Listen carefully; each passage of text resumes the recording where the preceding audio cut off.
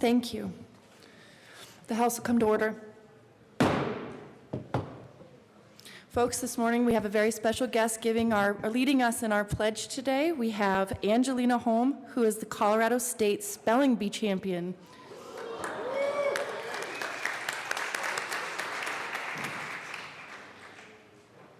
Please join me in the Pledge of Allegiance. I pledge allegiance to the flag of the United States of America and to the republic for which it stands, one nation, under God, indivisible, with liberty and justice for all.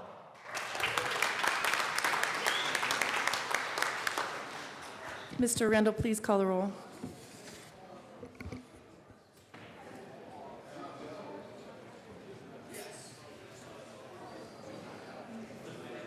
Representatives Arndt.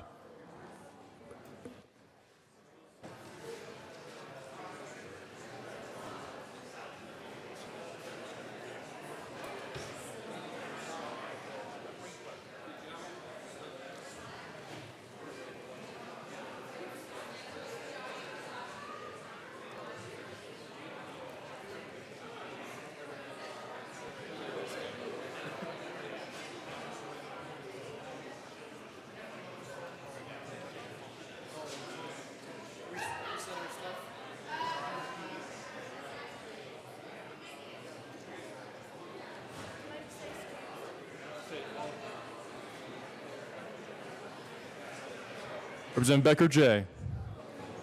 Becker K. K. Becker.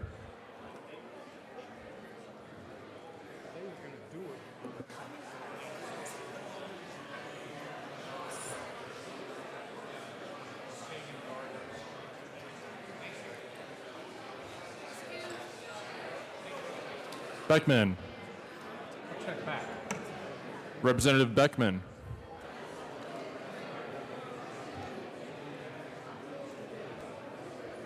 Excused. Benavides. Excused. Bridges. Buck. Buckner. Carver. Catlin. Coleman. Covarrubias.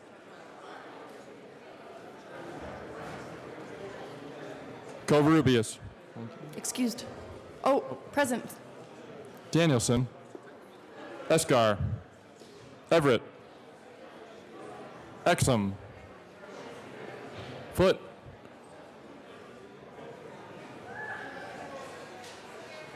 Foot. Excused. Garnett. Janal. Gray. Representative Arndt is present. Gray. Excused. Representative Foote is present. Hamner. Representative Benavides is present. Hanson. Harrod. Booton. Humphrey. Jackson. Kennedy. Kraft Tharp. She's in the back. Landgraf.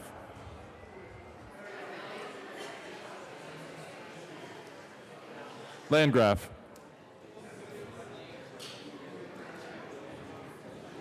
Excused.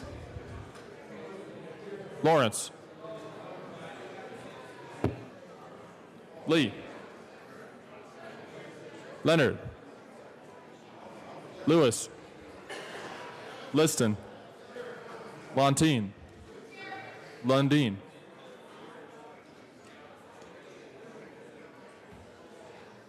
Lundeen.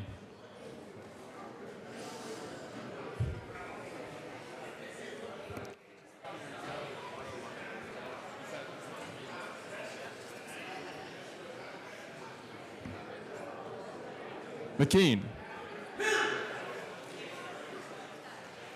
McLaughlin. Melton. Michelson Janae. Neville. Pabon. Pedersen. Rankin. Ransom. Ryer. Roberts. Rosenthal. Sane.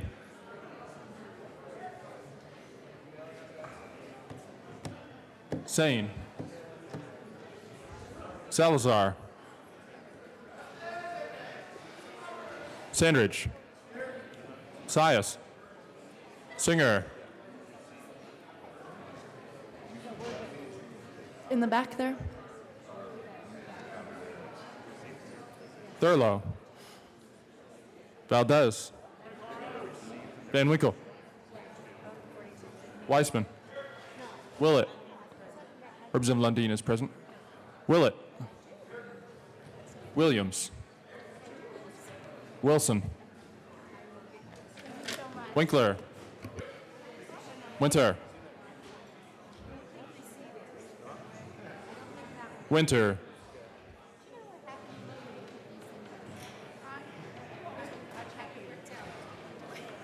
Representative Gray is present.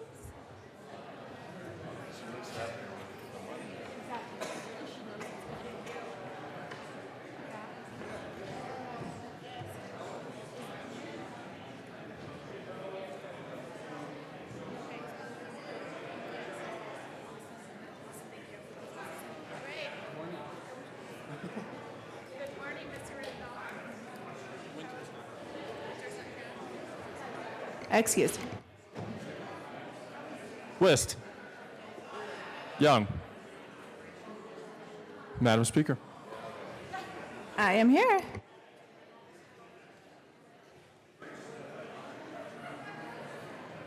Representative Beckman is present.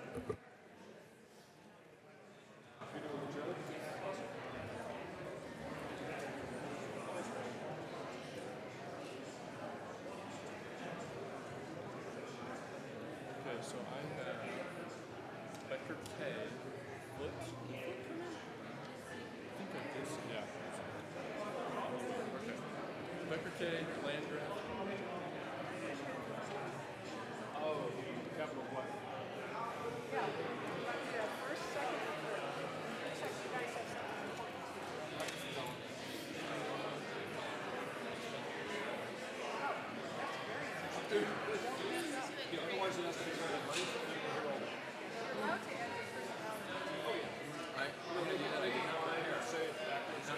With 62 present and 3 excused, we do have a quorum. Representative Winkler.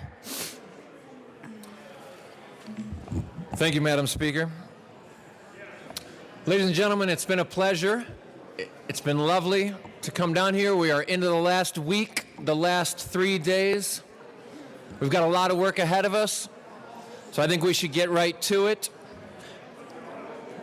Let's move forward in a positive manner and be the leaders that we all are, and that I know that we all can be. And it's with that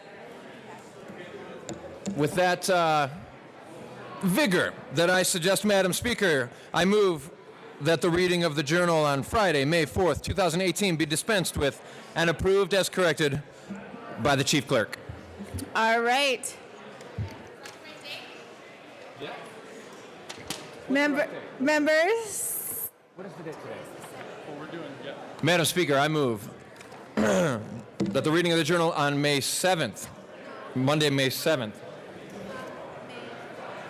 From May 4th. That's what I said. I said May 4th. So the motion was for May 4th. All right, members, you have heard the motion. The motion is for May 4th to approve that journal. That is what I said. Thank you, Representative Winkler. All those in favor signify by saying aye. Those opposed signify by saying no. That motion passes. Announcements and introductions. I have a couple this morning. The first is giving notice that we are in the last 3 days of session, so the rules will be relaxed. Also, members, There is a proposal to change our harassment policy, which is separate from Joint Rule 38 or statute, that has been recommended and is on the legislature's website. On the website, you can take a look at some of the recommendations that Director Fitzsimons, our HR person, has made to the executive committee to change the policy in the short term. So I encourage you to look at that because the executive committee will most likely take action on that very soon. So if you have thoughts, feedback, please do let us know. The other thing I want to do is we have a very special guest with us today, Angelina Holm. Where is Angelina? Angelina, can I have you stand? She led us in the Pledge of Allegiance this morning and was the winner of the 2018 Denver Post Colorado State Spelling Bee.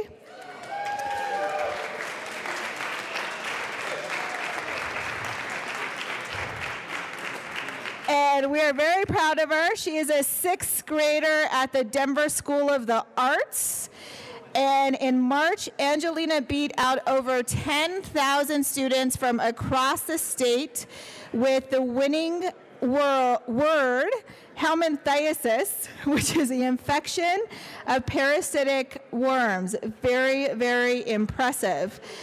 Colorado has had only 7 winners at the National Spelling Bee during the bee's 78-year history.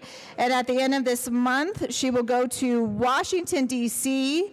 to compete in the 2018 Scripps National Spelling Bee. On behalf of the entire General Assembly, congratulations and thank you for all your hard work and dedication to excel. You represent us well. And Representative Herod, I think Angelina is in your district. Yes, Representative Herod. I want to welcome Angelina, my constituent, home of House District 8, also the best speller in the state of Colorado, right here to the Capitol, House District 8. I will say that helminthiasis? Yeah. So how many members? Members, raise your hand if you know how to spell helminthiasis and want to come down to the well. Members, And give it a shot. members, can we have your attention? How many of you know how to spell this word? Representative Herod. Members, anyone want to come down and give it a shot? The spelling? Helminthiasis, the winning word for the spelling bee. It's the infestation of parasitic worms. The championship word. Anyone?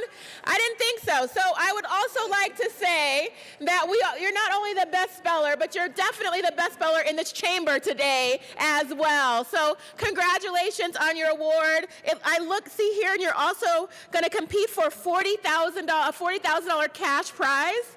Well, on behalf of myself and all of the members of the General Assembly, we wish you a good luck, a good trip, and please let us know how it goes. Thank you.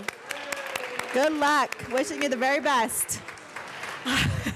All right, and then further announcements or introductions. Representative Wilson. Thank you, Madam Speaker. Colleagues, catch this one. Tomorrow morning is the last Bible study of this session. The last. 7:30 in the morning, downstairs, 109. We've got plenty of donuts and pastries and juice and coffee. And trust me, going in the last 2 days, we need to spend a little time in prayer. See you there.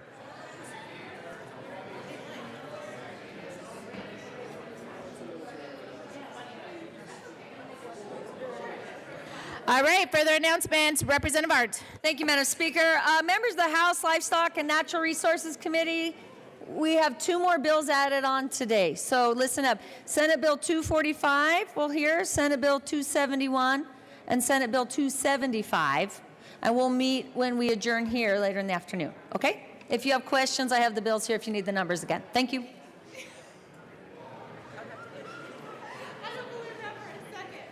Further announcements or introductions. Representative Weissman.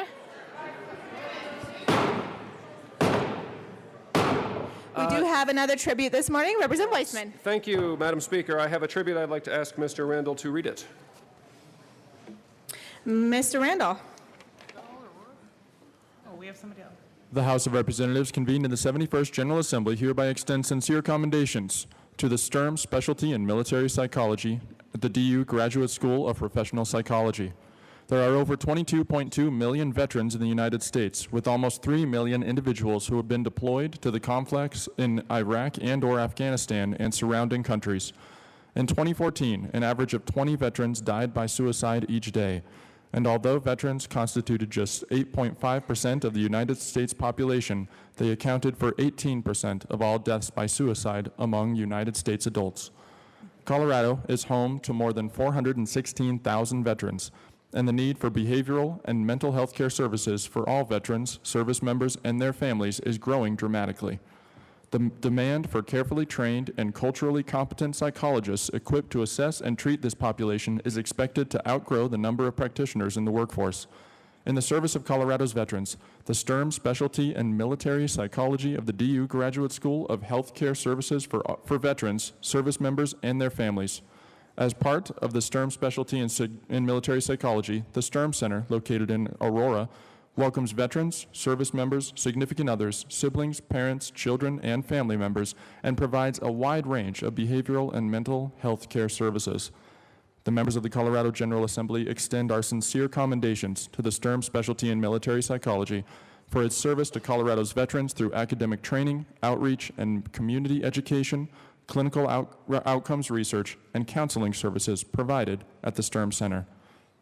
Tribute on request of Representatives Mike Weissman, Daphne Michelson Janae, Dominique Jackson, Tony Exum, Janet Buckner, and Senator Nancy Todd, given the 7th day of May, 2018, the state capitol in Denver. Representative Weissman. Thank you, Madam Speaker, and thank you, members, for your attention for just a minute here.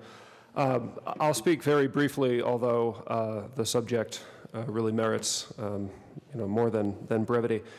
In the last many decades, the nature of warfare has changed. It's less clear where the front line is. Our medical science and our technology about military armor has meant that, on the one hand, we're doing a lot better than we used to in, say, World War II about bringing people home alive. On the other hand, as people endure the physical challenges, the psychological wounds remain, and we know that we have work to do in that respect. And the purpose of this tribute is just to call attention to one resource that is part of our community in Aurora that works on this. As you heard, the Sturm Specialty does two things. They both train the next generation of counselors who will provide needed services to military members and their families, and they operate a clinic in Aurora that will welcome anybody who is in need of service. So please go and say hello if you can. And Madam Speaker, may I do a quick introduction? Yes. Thank you. I would just like to recognize Katie Bars, who is clinic director of the Sturm Military Clinic here, and also my predecessor, State Rep Sue Ryden, who helped introduce me to the clinic and has been and remains a tireless advocate for veterans.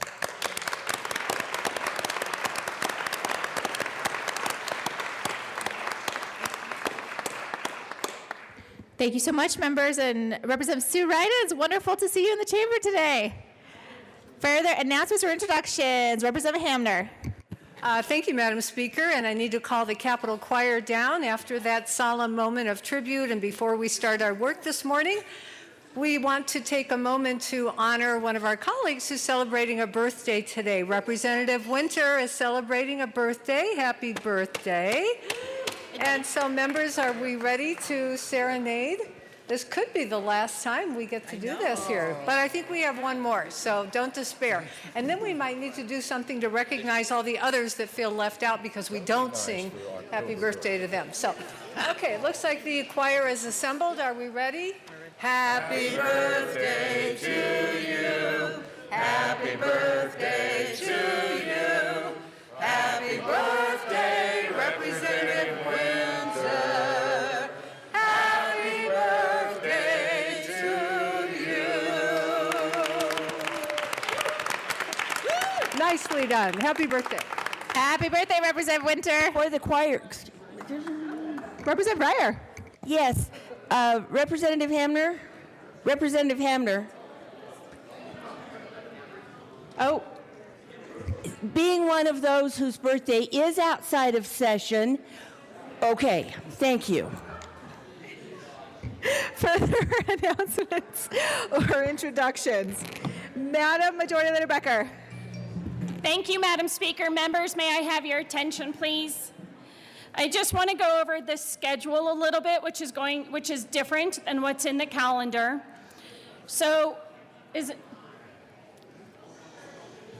Hold on one second. Madam Majority Leader Becker. Thank you. This affects you also. I hope you can pay attention for a second. So we are going to go till 1 o'clock on the floor now. So this is a change than what's in the calendar. We're going to go till 1 o'clock. There are 4 committees that need to meet this afternoon: Ag, Education, Finance, and Public Health. Those 4 will meet when we adjourn from the floor. If you are on 2 of those committees, talk to your leadership. We're going to have all 4 of those committees meet at the same time, so you will have to be substituted out if you are on 2 of those committees. You guys, those committees have about an hour and a half to get through your bills. Appropriations will then meet at 2:30. They are going to not have a well meeting. They're going to meet in their regular committee room. They will have an hour, and then we're going to come back to the floor at 3:30.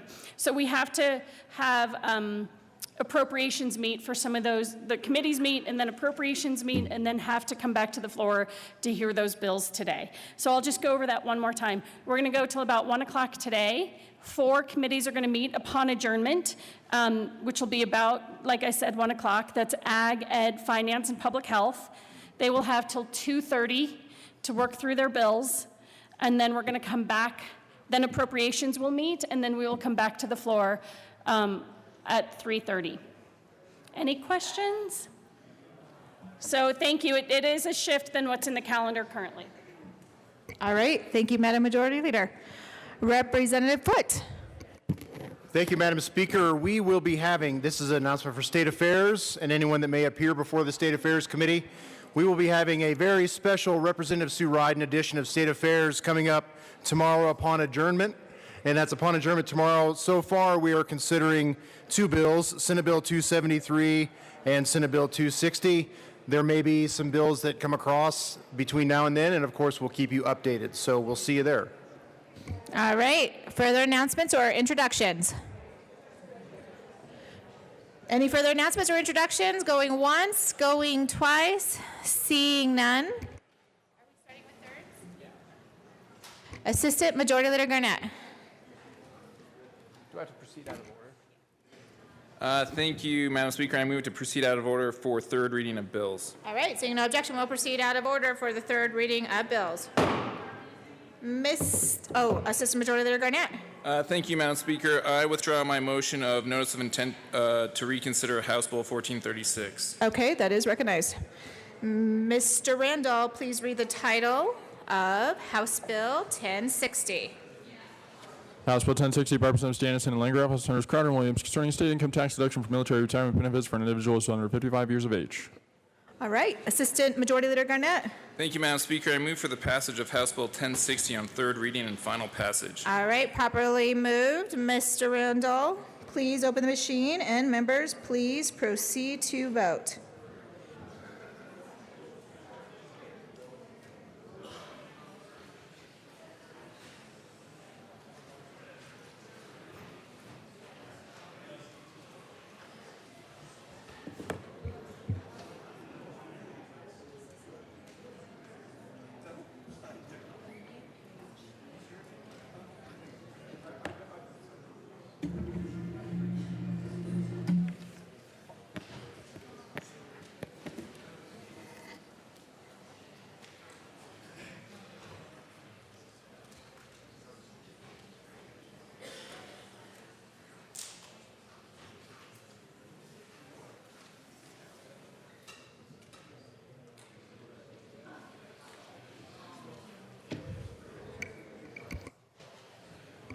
Representative Janal and Representative Ransom.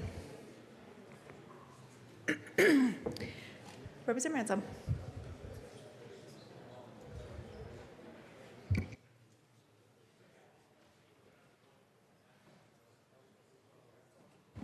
please close the machine. With 57 yes votes, 8 no votes, House Bill 1060 is passed on third reading and final passage. Co-sponsors. Co-sponsors.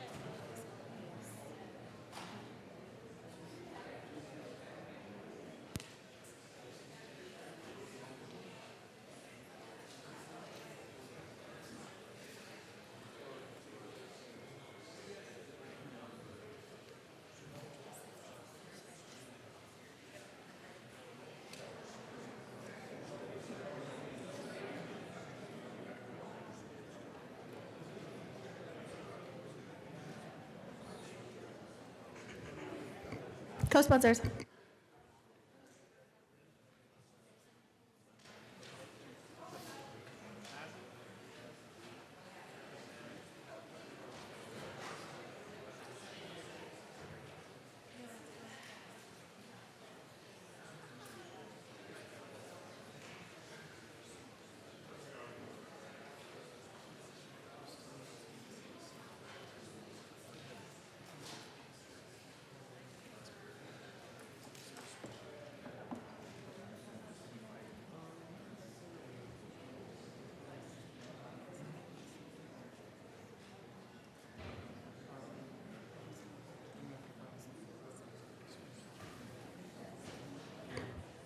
Mr. Randall, will you have me recorded as a co-sponsor? My voting machine is frozen again, but their IT is going to work to fix it. Please close the machine.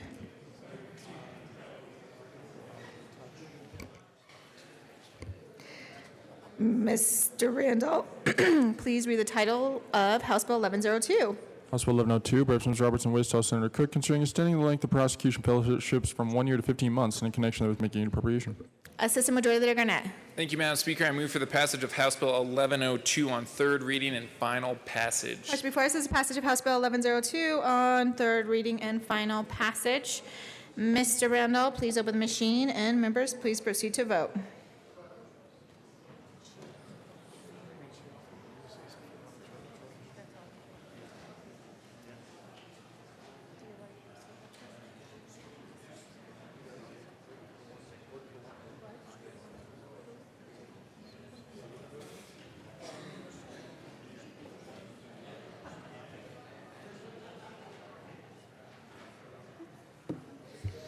And Ms. Randall, please record me as a yes vote.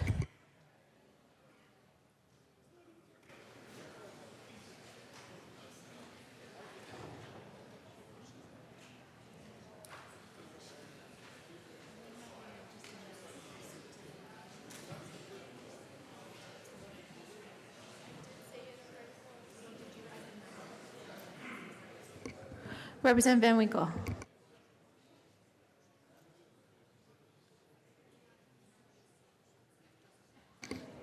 Please close the machine. With 51 yes votes, 14 no votes, House Bill 1102 is passed. Co-sponsors. And Mr. Randall, please list me as a co-sponsor.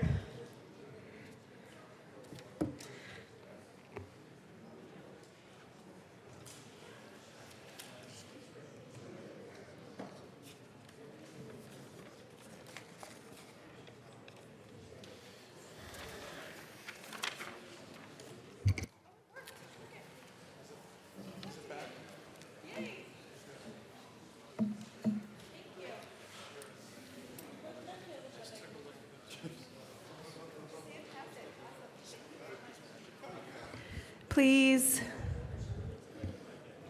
close the machine. Mr. Randall, please read the title of House Bill 1195. House Bill 1195, President Bowen also undertake concerning the creation of a credit against the state income tax to promote contributions to nonprofit organizations engaged in the development of affordable housing for home ownership. Assistant Majority Leader Garnett. Thank you, Madam Speaker. I move for the passage of House Bill 1195 on third reading and final passage. All right, the question before us is the passage of House Bill 1195 on third reading and final passage.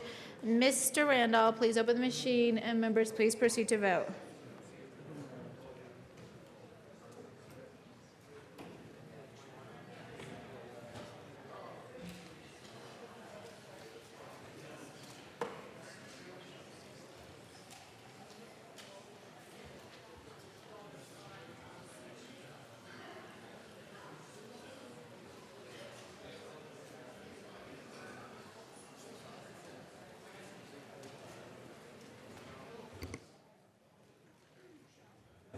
Please close the machine.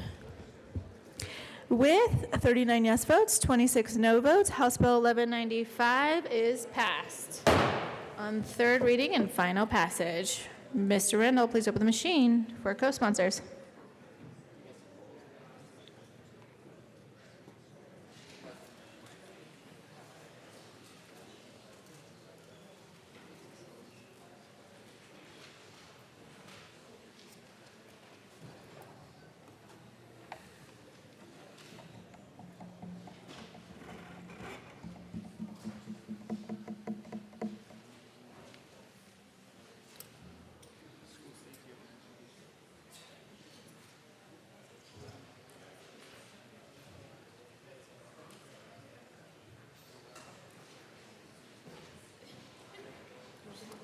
Co-sponsors.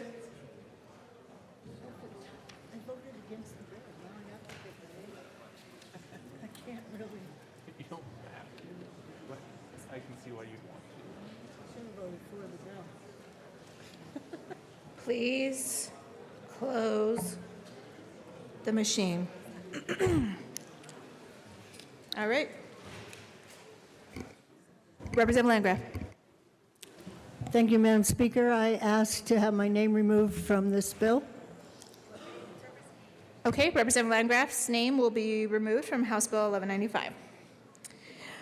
Takes us to House Bill 1423. Mr. Randall, please read the title.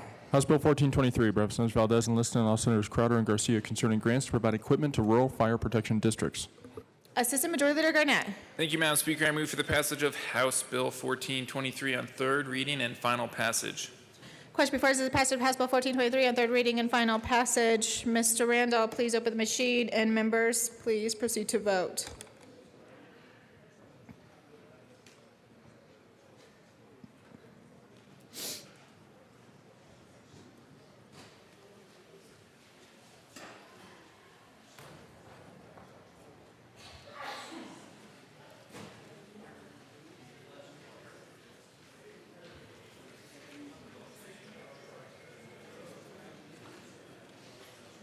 Representative Ransom and Luntine. Please close the machine. With 64 yes votes, 1 no vote, House Bill 1423 is passed. Co-sponsors.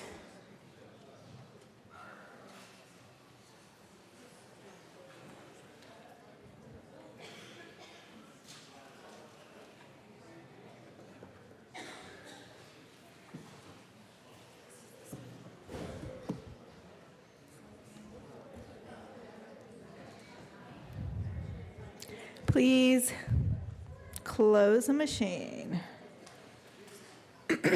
Ms. Randall? Oh, Madam Majority Leader Becker.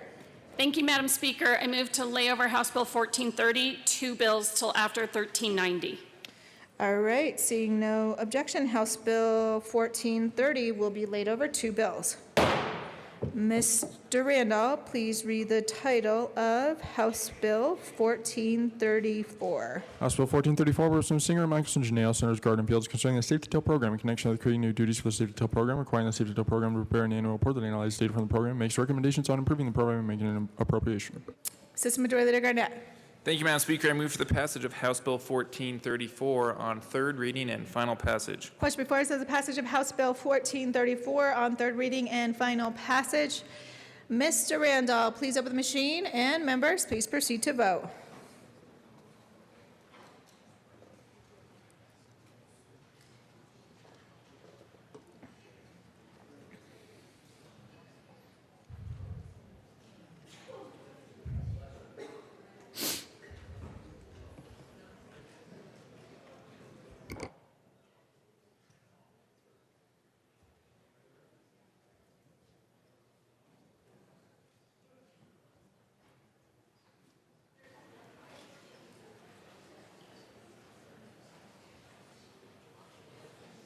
Please close the machine. With 43 yes votes, 22 no votes, House Bill 1434 is passed. Co-sponsors.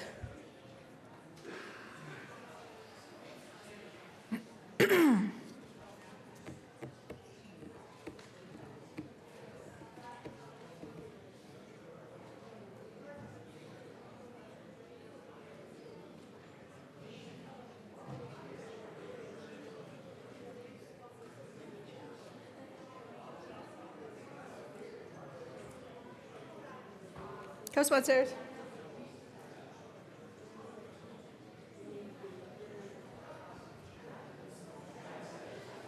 Please close the machine. Mr. Randall, please read the title of House Bill 1390. House Bill 1390, by Representative Singer and Ransom, all Senators Moreno and Smallwood, concerning creating an option for parents to seek to voluntarily delegate certain parental responsibilities to a safe family for a limited period of time without relinquishing legal custody of their child in connection with making an appropriation. Assistant Majority Leader Garnett. Thank you, Madam Speaker. I move for the passage of House Bill 1390 on third reading and final passage. Question before us is the passage of House Bill 1390 on third reading and final passage. Representative Singer. Thank you, Madam Speaker. I won't belabor this, but as a man of my word, I need to get my words right, which I didn't do on second reading when I talked about which counties supported this. So Mesa County, for the record, is neutral. Douglas County is in favor, and I just wanted that on the record in the correct order today. All right. Thank you, Representative Singer.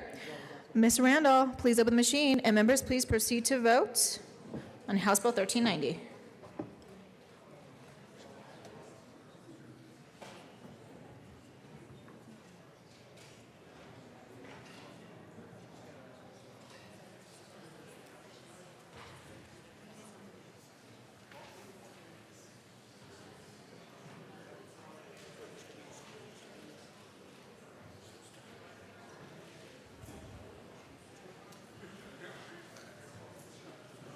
Representative Lundeen, Representative Kraft-Tharp, Representative Gray.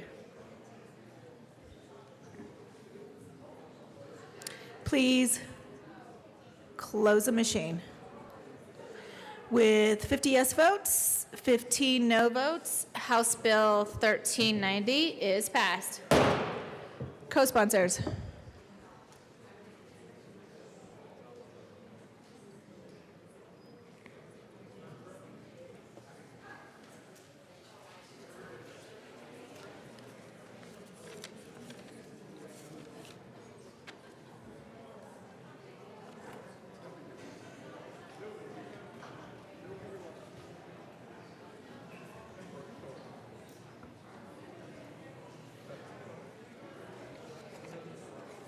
Please close the machine. All right, that takes us back to House Bill 1430. Mr. Randall, please read the title. House Bill 1430, by Representatives Van Winkle and Young, all Senator Lombard, concerning the requirement that the state agency prepare a long-range financial plan. Madam Majority Leader Becker. Thank you, Madam Speaker. I move for the passage of House Bill 1430 on third reading and final passage. Question before us is the passage of House Bill 1430 on third reading and final passage. Representative Van Winkle. Thank you, Madam Speaker. Members, I must ask for a permission to offer a third reading amendment. All right, would you like to tell us why? Yes, Madam Speaker. And members, what we did is we tried to be more specific in the orders that we were giving to our state planning offices in terms of long-range forecasts. And apparently, we were so specific that we would have driven them to hire more staff and increase the fiscal note on the bill. So we're asking to go back to the more broad language as it came out of the Finance Committee, which did eliminate the fiscal note for next year. Representative Young. Thank you, Madam Speaker. And members, we're in the last 3 days, so I know this might be somewhat substantive, but we've changed the rules, and I think this is a good amendment. So I encourage you to give us permission to run it. All right, Mr. Randall, please open the machine. And members, please proceed to vote on the request to grant a third reading amendment.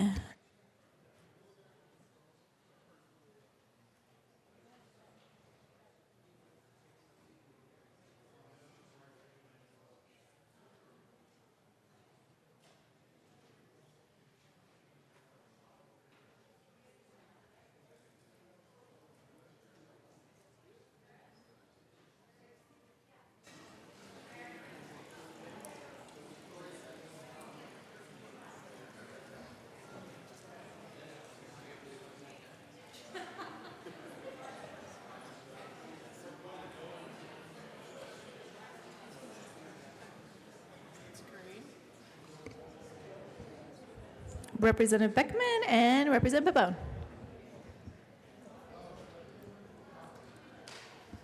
Please close the machine. With 62 yes votes, 3 no votes, the motion to offer a third reading amendment is adopted. Representative Van Winkle. Thank you, Madam Speaker. I now move L007 and ask that it be displayed. Properly moved, and it is displayed. Thank you, Madam Speaker. This amendment removes 2 of the paragraphs that we added in on second reading. Okay. I ask for a yes vote. Further discussion? Seeing none, Mr. Randall, please open the machine, and members, please proceed to vote on L007.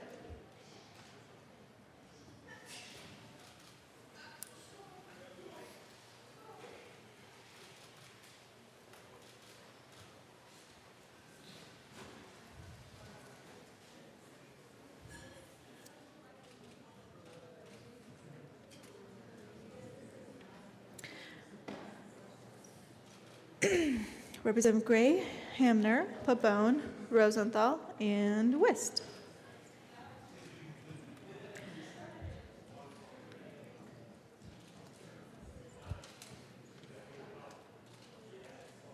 Please close the machine. With 59 yes votes, 6 no votes, L007 is adopted.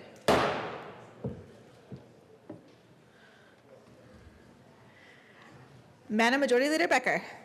Am I supposed to be doing something right now?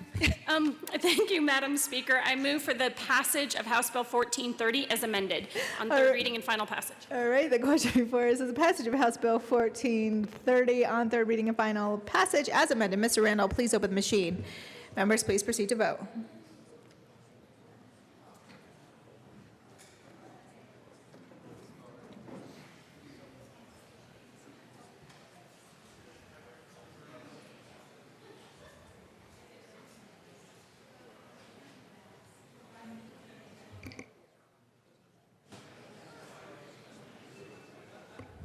Representative Hooton, Pabon, and West.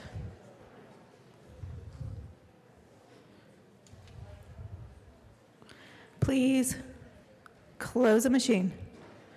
With 63 yes votes, 2 no votes, House Bill 1430 is repassed as amended. Co-sponsors.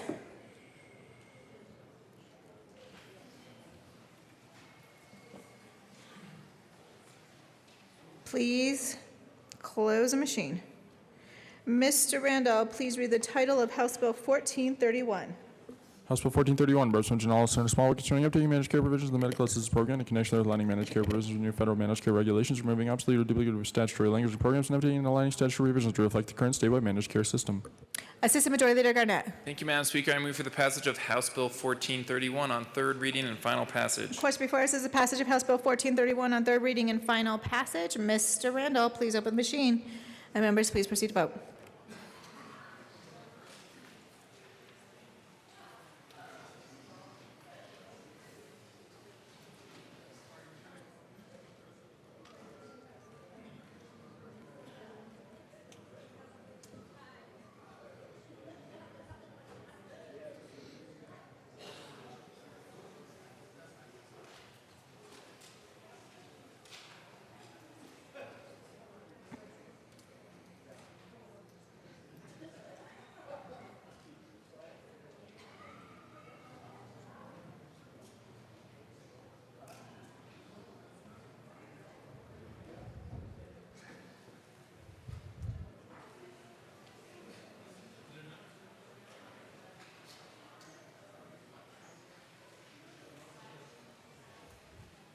Please close the machine.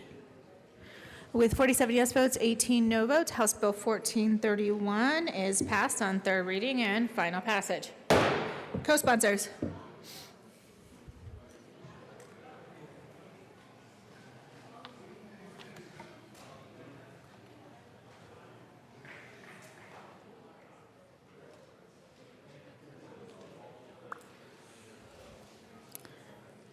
Please close the machine. Mr. Randall, please read the title of House Bill 1053. 7. Oh, 1057. I'll just go back to my, no. House Bill 1057, Representative McKean, also on quorum concerning the collection of debts in connection with amounts due for collection and making an appropriation. Assistant Majority Leader Garnett. Thank you, Madam Speaker. I move for the passage of House Bill 1057 on third reading and final passage. Question before us is passage of House Bill 1057 on third reading and final passage. Representative McKean. Well, thank you very much, Madam Speaker. I've never done this before, so be gentle. I am here to ask for permission for a third reading amendment. Would you like to tell us why? I will explain myself. So, this bill, as I told you last week, was the result of a lot of negotiation, a lot of things, a lot of moving pieces. The bill was really the process of a lot of people saying, here's what we think is important. We now need to amend the appropriations clause out and amend the title so that it reflects what we did. That's really all. All right. Mr. Randall, please open the machine, and members, please proceed to vote on the request for permission to offer a third reading amendment.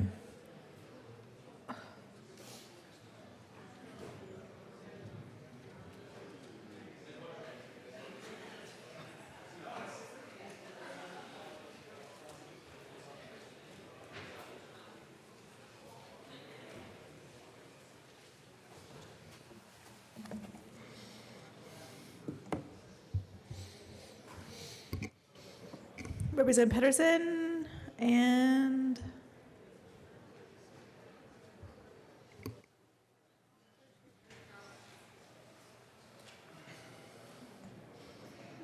all right, please close the machine.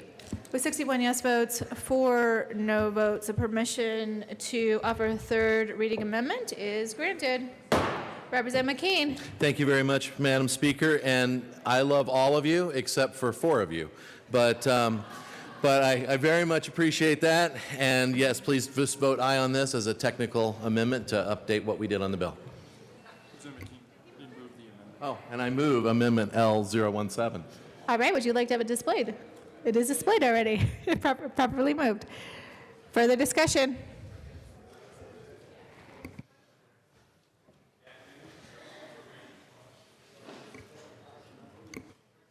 Any further discussion? Done yet. Representative Young. Representative McKean, thank you, Madam Speaker. Representative McKean, so you're removing the appropriations clause. Does this mean that the bill really doesn't cost anything to implement, or are you asking the department to do the work within existing resources? Representative McKean. Thank you very much, Madam Speaker, and Representative Young saying that it does not cost anything to implement. Further discussion?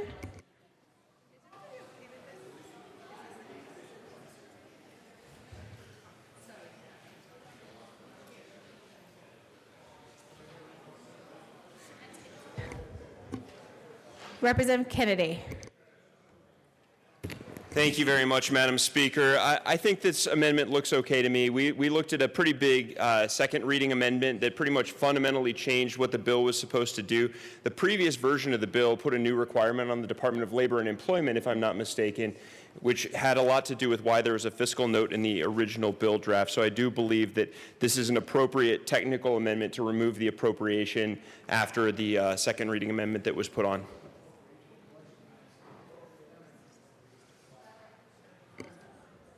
Further discussion? Seeing none. Mr. Randall, please open the machine. Members, please proceed to vote on L017.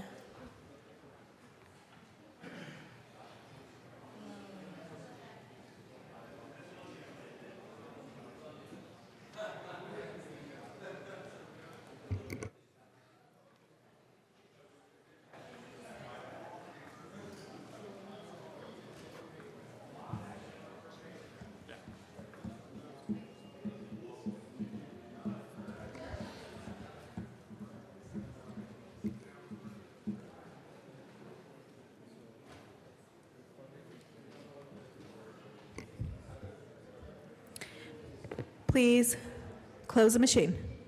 With 65 yes votes, 0 no votes, L017 is adopted. Assistant Majority Leader Garnett. Thank you, Madam Speaker. I move for the passage of House Bill 1057 as amended. All right, the question before us is the passage of House Bill 1057 as amended. Mr. Randall, please open the machine, and members, please proceed to vote.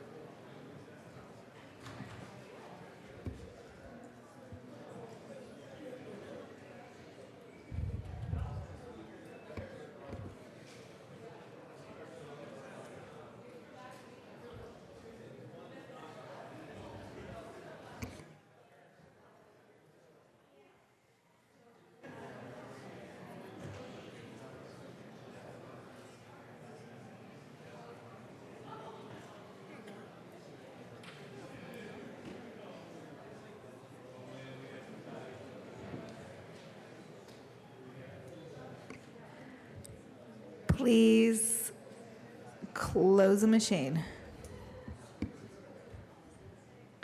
With 53 yes votes, 12 no votes, House Bill 1057 is passed on third reading and final passage as amended.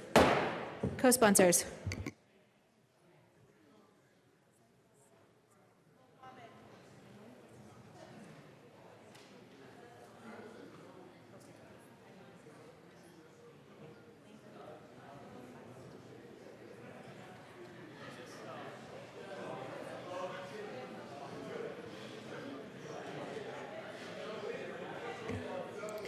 Please close the machine.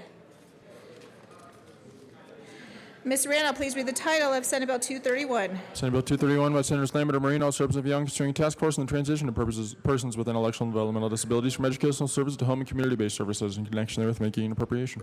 Assistant Majority Leader Garnett. Thank you, Madam Speaker. I move for the passage of Senate Bill 231 on third reading and final passage. All right, Mr. Randall, please open the machine. Members, please proceed to vote on the passage of Senate Bill 231 on third reading and final passage.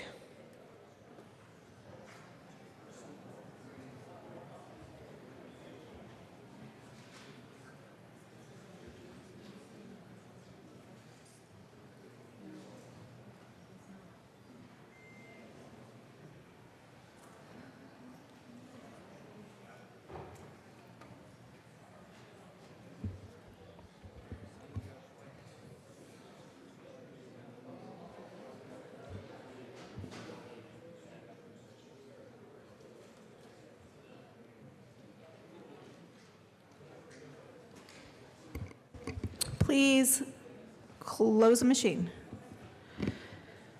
With 41 yes votes, 24 no votes, Senate Bill 231 is passed on third reading and final passage. Co-sponsors.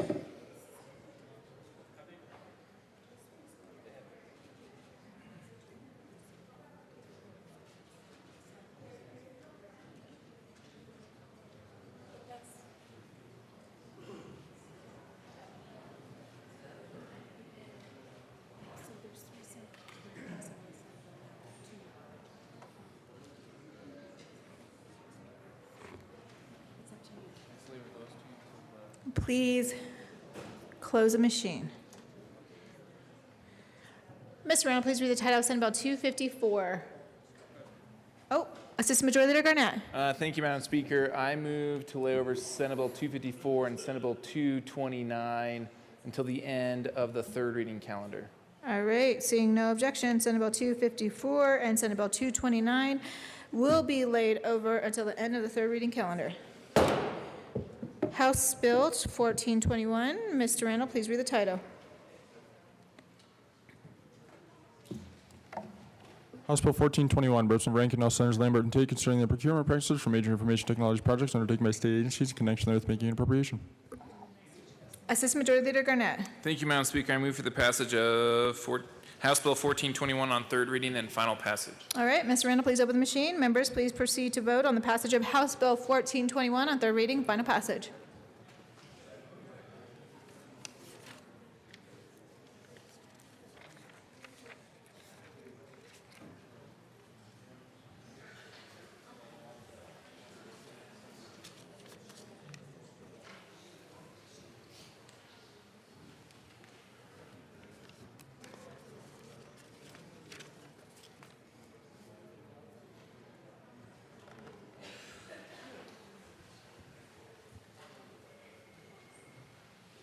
Please close the machine. With 64 yes votes, 1 no vote, House Bill 1421 is passed on third reading and final passage. Co-sponsors.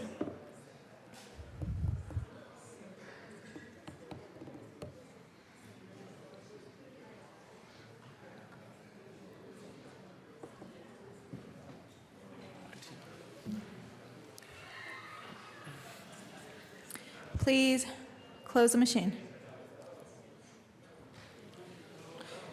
Mr. Randall, please read the title of House Bill 1424. House Bill 1424, Representatives Salazar and Duran, House Senators Guzman and Williams, concerning the creation of a Chicano special license plate in connection therewith making an appropriation. Assistant Majority Leader Garnett. Thank you, Madam Speaker. I move for the passage of House Bill 1424 on third reading and final passage. All right, the question before us is the passage of House Bill 1424. Mr. Randall, please open the machine, and members, please proceed to vote.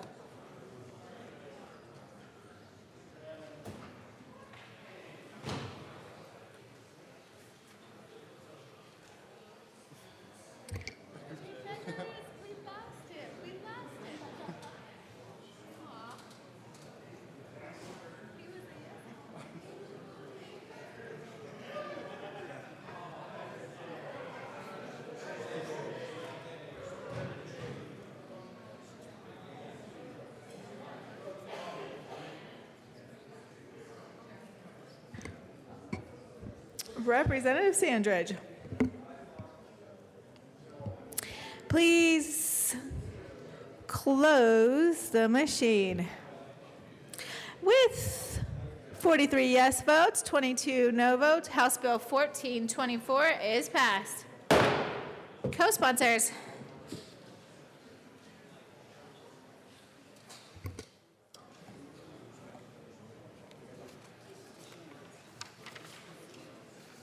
Co-sponsors.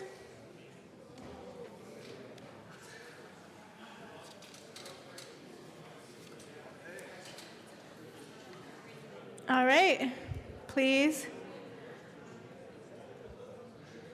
close the machine. Mr. Randall, please read the title of House Bill 1428. House Bill 1428, President Baker Chaos, Senator Cook, concerning authorization for an investor-owned utility to enter in a collaboration agreement with the community in connection therewith making an appropriation. Assistant Majority Leader Garnett. Thank you, Madam Speaker. I move for the passage of House Bill 1428 on third reading and final passage. All right, the question before us is the passage of House Bill 1428 on third reading and final passage. Madam Majority Leader Becker. Thank you, Madam Speaker. Members, I ask permission for a third reading amendment. All right. Would you like to tell us why? Thank you, members.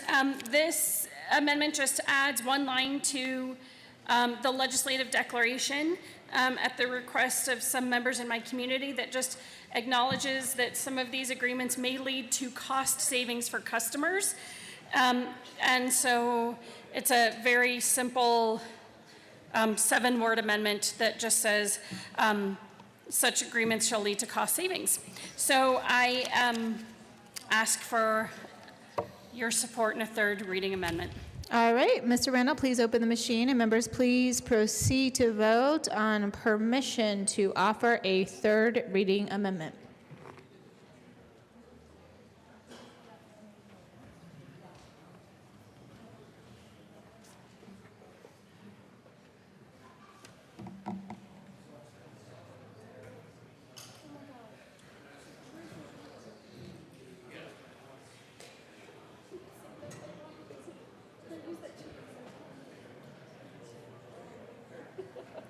Please close the machine.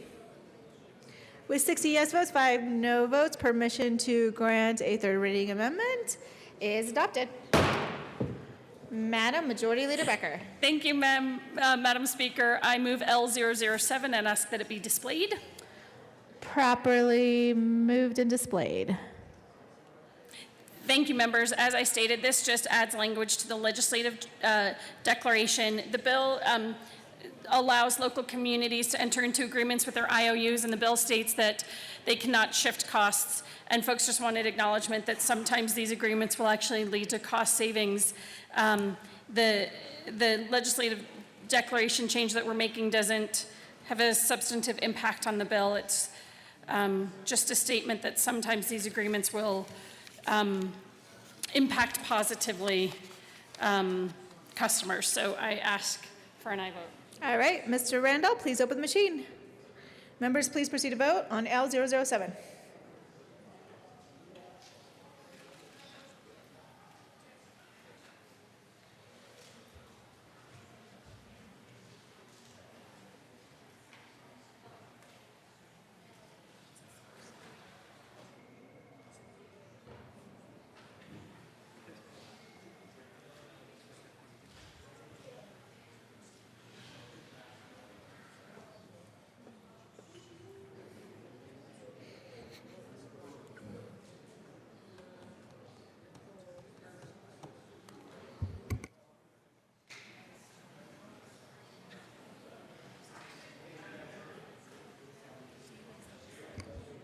Please close the machine.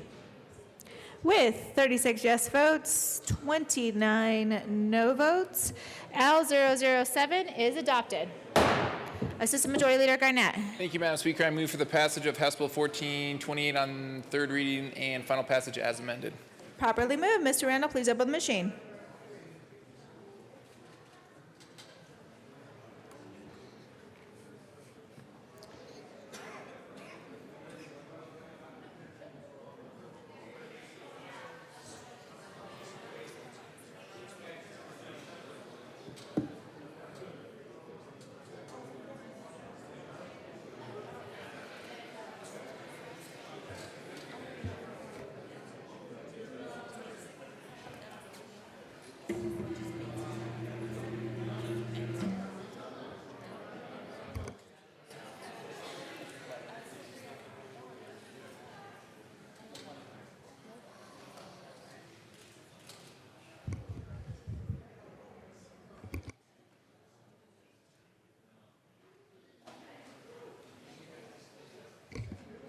Please close the machine.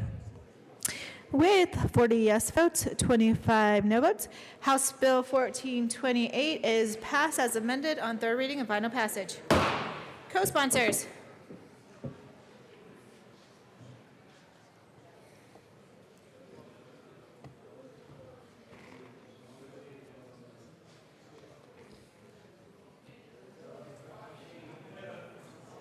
Please close the machine.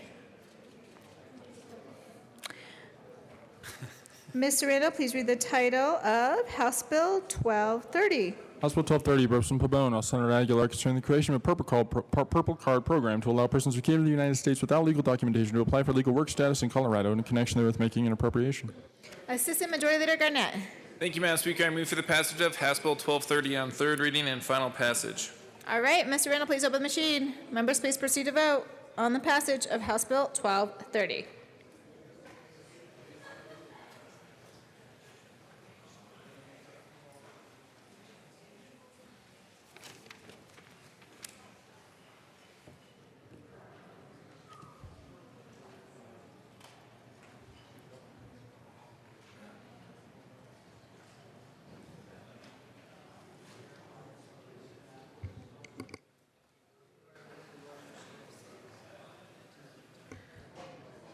Representative Humphrey. Please close the machine. With 37 yes votes, 28 no votes, House Bill 1230 is passed on third reading and final passage. Co-sponsors.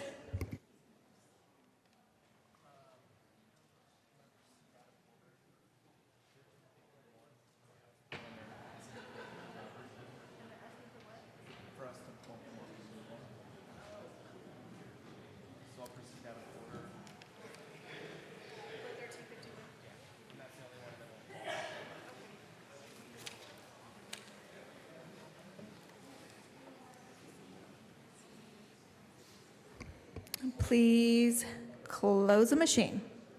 Assistant Majority Leader Garnett. Thank you, Madam Speaker. I move to proceed out of order for immediate consideration of House Bill 1351. All right, seeing no objection, we'll proceed out of order for the immediate consideration of House Bill 1351. Mr. Randall, please read the title. House Bill 1351, Representatives Valdez and Covarrubias, all Senators Crowder and Garcia concerning signage for the Old Spanish Trail. Assistant Majority Leader Garnett.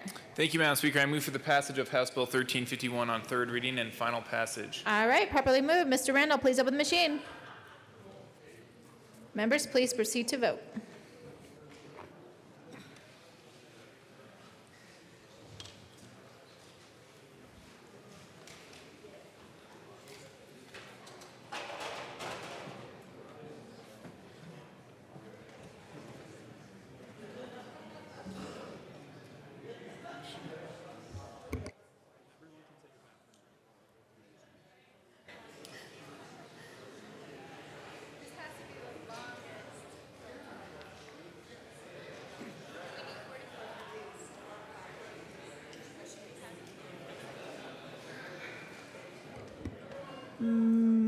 Representative Singer and Madam Majority Leader. All right. Oh, Representative Singer.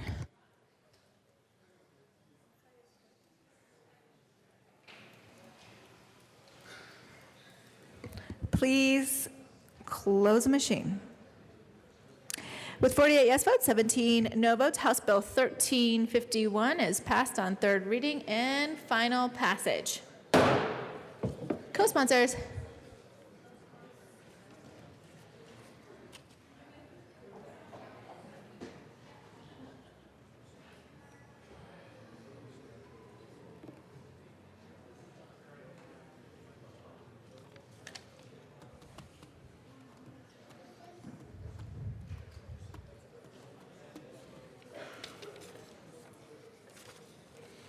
Please close the machine. All right, that takes us back to SCR 4. Mr. Randall, please read probably the longest title of the session.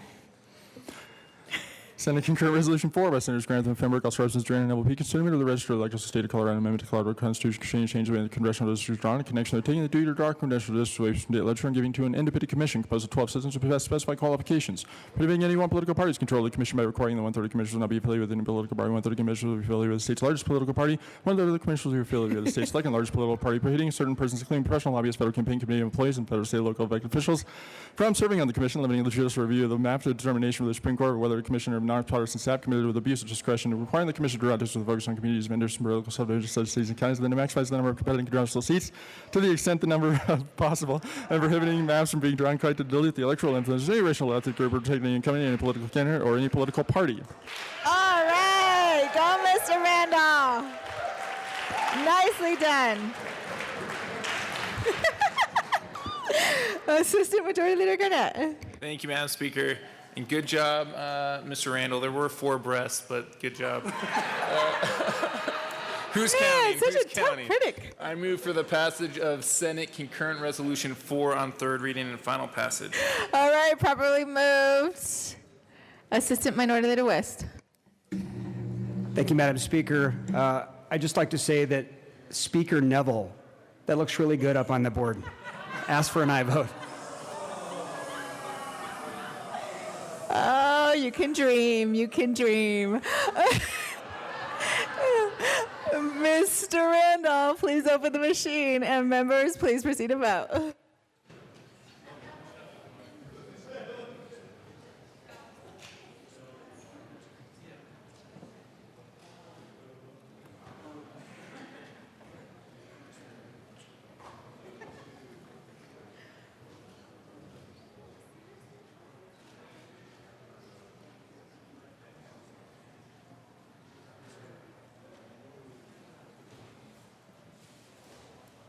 Please close the machine. With 65 yes votes, 0 no votes, SCR 4 is passed on third reading and final passage. Co-sponsors.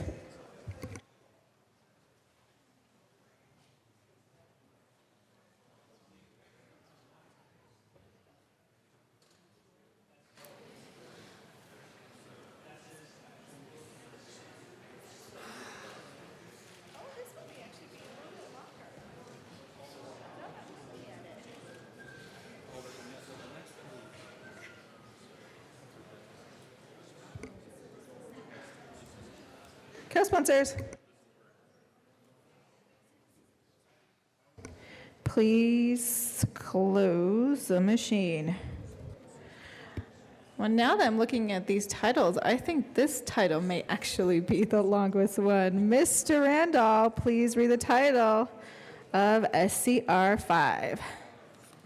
Senate concurs with Resolution 5 by Senators Grantham and Fenberg, also Representatives Duran and Neville, submitting to the registered electors of the state of Colorado, amendment to Colorado Constitution change in the manner in which state and Senate and state House of Representatives districts are drawn in connection with forming the Legislative Reapportionment Commission by expanding the commission to 12 members and authorizing the appointment of 2 members who specify qualifications, prohibiting any one political party's control of the commission by requiring that 1/3 of the commission will not be affiliated with any political party, 1/3 of the commission will be affiliated with the state's largest political party, 1/3 of the commission will be affiliated with the state's second largest committee of political party, prohibiting certain persons, including professional lobbyists, federal campaign committee employees, federal, state, and local legislative officials, the commission limiting judicial review of the map to the determination of the Supreme Court whether the commission are not part of the staff committee to abuse of discretion, requiring the commission to draw state legislative directions using committee zones as well as political subdivisions such as cities and counties, and then to maximize the number of competitive state legislative seats to the extent possible, and prohibiting a mass from being drawn to the electoral and similar racial ethnic group and political party and political party.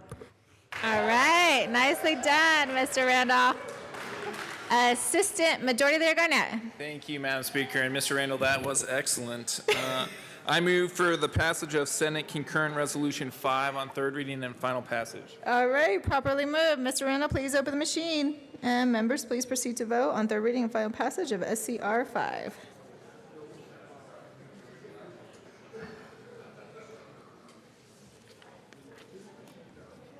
I pass bills in faster time than computer reads.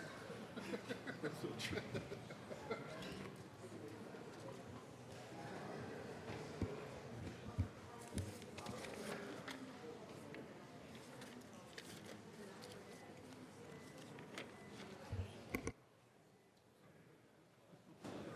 Madam Majority Leader, please close the machine. With 65 yes votes, 0 no votes, SCR 5 is passed on third reading and final passage. Co-sponsors.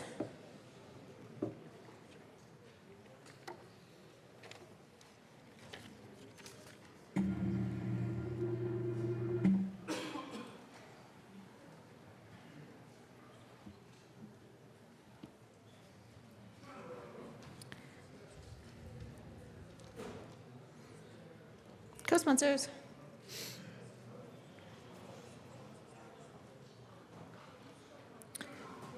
Please close the machine. Mr. Randall, please read the title of Senate Bill 252. Senate Bill 252 by Senators Gardner and Lambert, also Representatives Lee and Young, concerning actions related to determinations of committees to proceed in connection with making an appropriation. Assistant Majority Leader Garnett. Thank you, Madam Speaker. I move for the passage of Senate Bill 252 on third reading and final passage. All right, properly moved. Mr. Randall, please open the machine.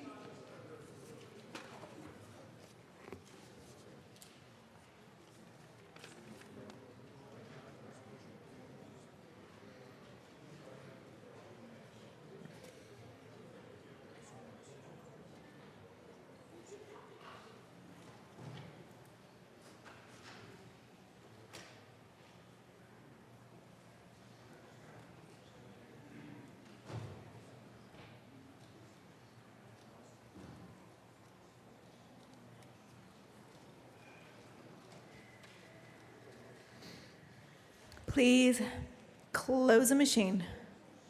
With 48 yes votes, 17 no votes, Senate Bill 252 is passed on third reading and final passage. Co-sponsors.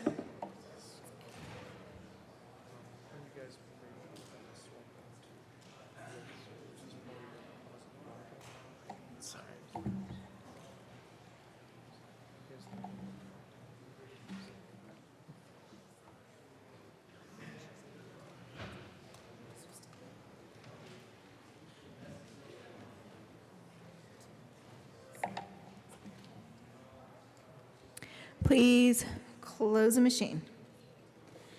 Mr. Randall, please read the title of Senate Bill 249. Senate Bill 249 by Senators Gardner and Lambert, also Representatives Lee and Young, concerning establishing alternative programs in the criminal justice system to divert individuals with mental health condition to community treatment in connection with making an appropriation. Assistant Majority Leader Garnett. Thank you, Madam Speaker. I move for the passage of Senate Bill 249 on third reading and final passage. Question before us is the passage of Senate Bill 249 on third reading and final passage. Mr. Randall, please open the machine. And members, please proceed to vote.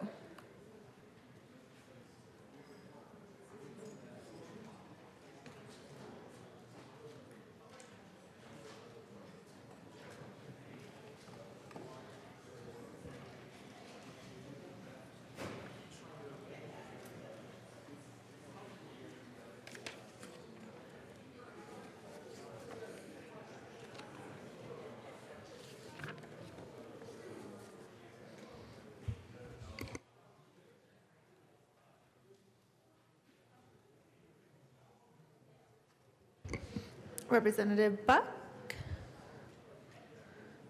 please close the machine. With 44 yes votes, 21 no votes, Senate Bill 249 is passed on third reading and final passage. Co-sponsors.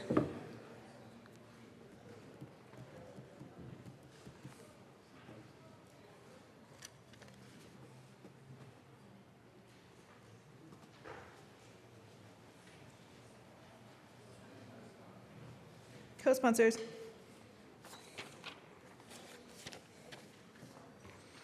Please close the machine. Mr. Randall, please read the title of Senate Bill 250. Senate Bill 250 by Senators Gardner and Lambert, all Representatives Lee and Young, concerning the provision of jail-based behavioral health services in connection therewith making an appropriation. Assistant Majority Leader Garnett. Thank you, Madam Speaker. I move for the passage of Senate Bill 250 on third reading and final passage. Mr. Randall, please open the machine, and members, please proceed to vote. On Senate Bill 250 on third reading and final passage.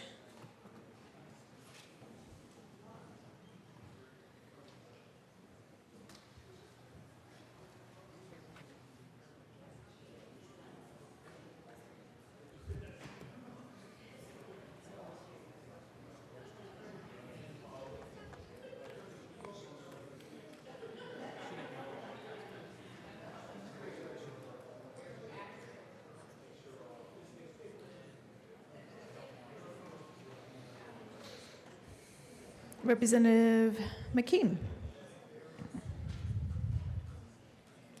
Please close the machine. With 43 yes votes, 22 no votes, Senate Bill 250 is passed on third reading and final passage. Co-sponsors.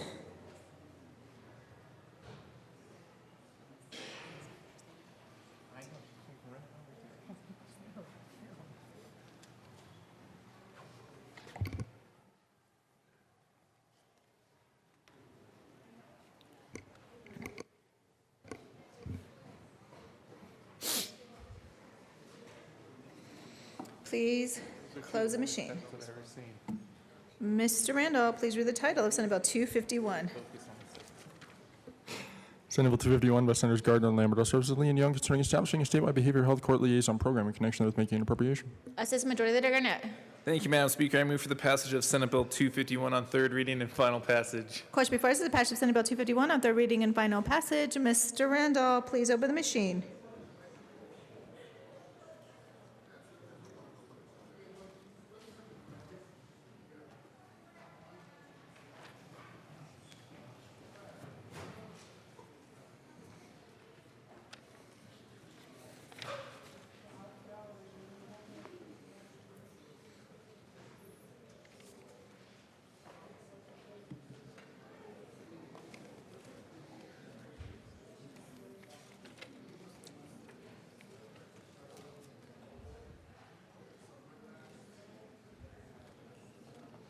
Representative Van Winkle.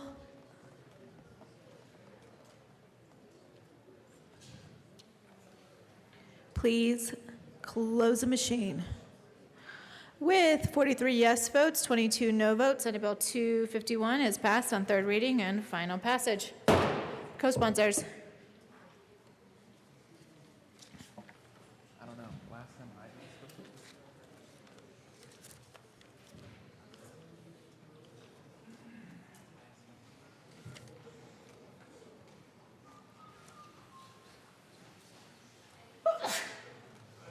Thank you.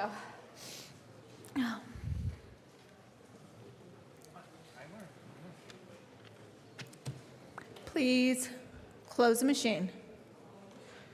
Mr. Randall, please read the title of Senate Bill 268.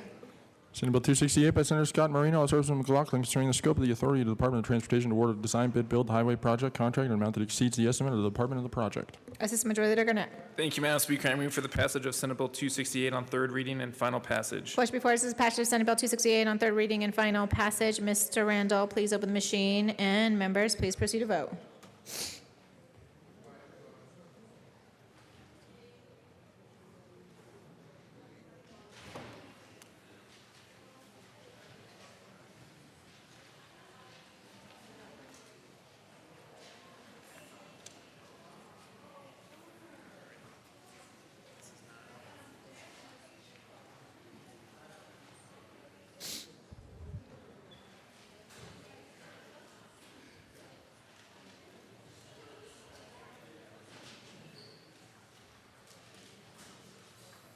Please close the machine. With 36 yes votes, 29 no votes, Senate Bill 268 is passed on third reading and final passage. Co-sponsors.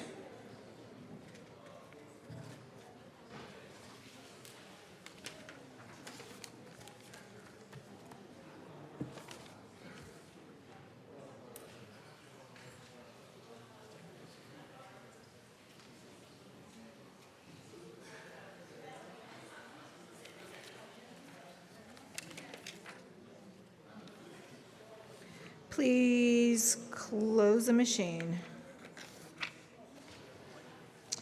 Mr. Randall, please read the title of Senate Bill 22. Senate Bill 22 by Senators Tate and Aguilar, House Representatives Pedersen and Kennedy, concerning clinical practice measures for safer opioid prescribing. Assistant Majority Leader Garnett. Thank you, Madam Speaker. I move for the passage of Senate Bill 22 on third reading and final passage. All right, properly moved. Representative Buck. Thank you, Madam Speaker, and I was very, very honored to be a part of the opioid interim discussion, and I cannot say what an incredible job Representative Brittany Patterson did. But this bill bothers me, folks, and I'll just kind of share with you. In 1984, opiates were handed out as end of life. End of life. And then the federal government stuck their nose in to medicine and said, you know what, we're not doing enough for pain assessment or pain management for clients or patients. So the federal government, like I said, stuck their nose in where they shouldn't have been, between a patient and a doctor. So then you get an opportunity for the big pharma to take advantage, because now pain assessment is off the charts, and this is an opportunity for them to sell more opiates. And, you know, you can blame anybody, but the truth of the matter is the federal government, when they said that they know what's best, and getting involved with pain assessment. And as we know, we go to the doctor's office, and that whole thing is, what's your pain level from 1 to 10? That came from the federal government to do more for pain assessment.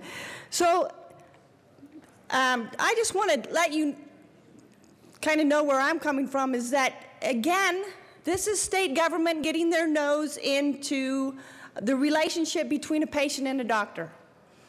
And we have definitely shed some light on this opioid crisis. I get that. The federal government, President Trump has said we have a crisis on our hands. But folks, it is going to self-correct. This is not the time to do a knee-jerk reaction and think that we can do a 7-day prescription. So I'm saying again, this is not the time for us to get in the nose between patients and a doctor. E-scripts is going to 7 days. Medicaid is going to 7 days. It will self-correct without us thinking we know what's best between a patient and a doctor. And then I ask for a no on this. Thank you. All right, further discussion. Representative Pedersen. Thank you, Madam Speaker. And Representative Buck, I understand your concerns, and this actually came from lobbyists for the pharmaceutical companies who ensured that that fifth vital sign, the criteria to evaluate doctors and give incentives, was part of the process, and really after decades created this problem. So we're trying to actually come up with a reasonable solution. This is just 7-day limits on the initial prescription for acute pain. This is a really important piece when you're talking to your constituents who are in chronic pain, some people who are cancer patients. They, of course, are fearful that this would make it more difficult for them to have access to their prescriptions, and it fundamentally just does not do that. They are carved out of this bill. So that does not include people with chronic pain. This is just those people who unfortunately have been brought into this epidemic because they fall off of a motorbike, hurt their shoulder, and are prescribed a ridiculous amount of opioids, and unfortunately become addicted. And those are the people that we're really trying to take out of this piece, and that we're going to limit the amount of prescriptions that they have laying around in their cabinets. So this is a modest step forward, and this does not include chronic pain patients. And yes, I would say that what happened at the federal level created this problem, and it's our duty to start cleaning it up. Further discussion. Representative Kennedy. Thank you, Madam Speaker. I also appreciate where Representative Buck is coming from. I think that there have been mistakes made at the federal level that whether you look at the pharmaceutical companies or whether you look at what the federal government did, there certainly were decisions made that we can look back on and think that that was the wrong decision. And that's why the painstaking process that we went through with this bill is so important. We are not rushing to this conclusion. Senate Bill 22 started as one of the very first conversations with the Opioid Interim Committee in early summer last year, and we talked about this more than almost any of the other bills that came through the committee. We worked very closely with the medical community, with all the prescribing practitioners out there, and what we have is a product that everyone is supporting. We had amendments last week that brought everyone all together, where we have the medical society and the emergency physicians supporting this bill, the dentists and the podiatrists and the veterinarians, all the prescribers that are covered in this have agreed that this is an important step we need to take to address this opioid crisis and make sure we take care of the biggest problem that gets people addicted in the first place, which are the leftover pills in the medicine cabinet. I forget the exact number, but it was something above 70% of people who become addicted do it by finding pills left over in someone else's medicine cabinet, and another significant number of people start using their own pills that they had left over that they're no longer treating for pain, but then started using their own pills recreationally. So everyone understands this problem. The statistics are incredibly clear about this, and I think we are in a place where we're able to move forward together on a really significant step to help fight this opioid epidemic. Excuse me. I ask for an aye vote. Further discussion. Representative Singer. Thank you, Madam Speaker. I was actually in the same place as Representative Buck when we first discussed this bill, and here's what changed my mind. One is the safeguards we put in to make sure that people dealing with chronic pain, palliative care, aren't affected by this bill. But the other thing is, there was a CDC study, 1.3 million non-chronic pain patients, and when you look at the prescription of opiates from 1 day versus 6 days versus 12 days versus 24 days, the number of people that remain on those opioids a year later basically doubles every single time that number goes up from 1 day to 6 days to 12 days. This is a public health crisis. We're going to be paying for this one way or another as a state, whether it's in funerals, whether it's in our child welfare system. So this is an option and an opportunity to solve a public health crisis, which is why I support this bill and appreciate the process the bill sponsors went through to get to this conclusion, and I ask for your aye vote. Further discussion, Representative Michelson-Janae. Thank you, Madam Speaker. I wanted to just add from my personal experience. So I was diagnosed with 2 tumors in my breasts I just want to get the date right. It was 2010. It was May of 2010. And through the process of my bilateral mastectomies and then all of the reconstructive surgeries that I went through, I ended up, when it came to the drug take-back day, literally a garden-sized garbage bag full of opioids. And when I took them into the police department, it was actually a little bit embarrassing, their response to my garden-sized garbage bag full of opioids. I imagine I could have made a really good bit of money on the street with what I had in that bag. And I'm fortunate enough to know that my grandfather was an addict, and to be very afraid of opioids. I had a very healthy fear of opioids, and I always got off within 3 days, no matter how much pain I was in. I'm not saying that everybody should do that. I did that because I had my own fear of addiction. This bill is really important because I wouldn't have had that huge bag of opioids to turn in had this bill be in place. So I'm very thankful to the sponsor for this bill. Further discussion, Representative Pedersen. Just one thing to add, Madam Speaker. Thank you very much. 70% of people who become addicted to opioids are people that found it in the cabinets hanging out, people that weren't prescribed the opioids and got a hold of it through family, friends. And then another 17% are the people who were prescribed the opioids for some acute pain. They had that additional medicine hanging out in their cabinet, and then they decided to go in and treat other symptoms that they had with that prescription. Every week that somebody takes a prescription for opioids, they are 20% more likely to become addicted. So this is a significant bill because it is moving us in the right direction in a thoughtful, strategic way that is not going too far. So I ask for your support. Mr. Randall, please open the machine. And members, please proceed to vote. On third reading and final passage of Senate Bill 22.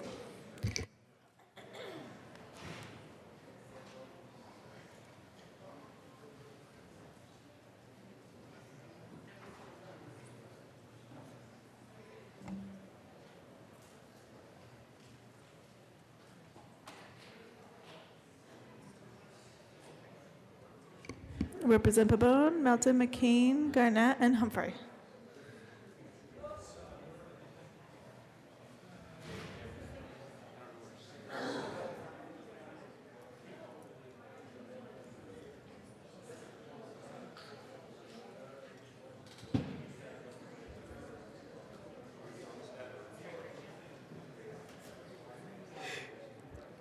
Please close the machine. With 40 yes votes, 25 no votes, Senate Bill 22 is passed. Co-sponsors.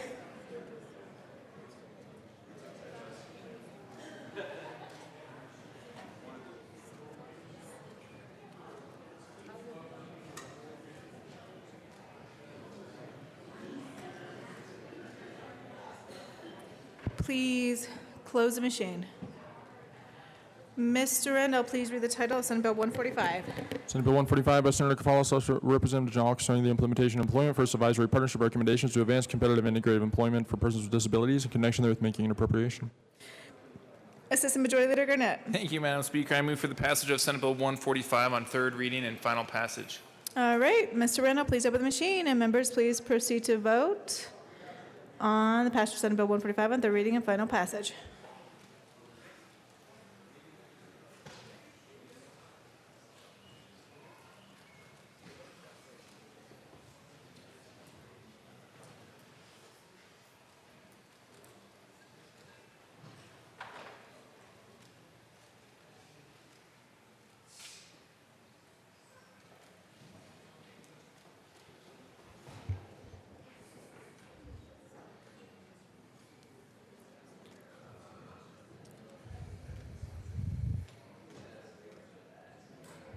Madam Majority Leader Becker.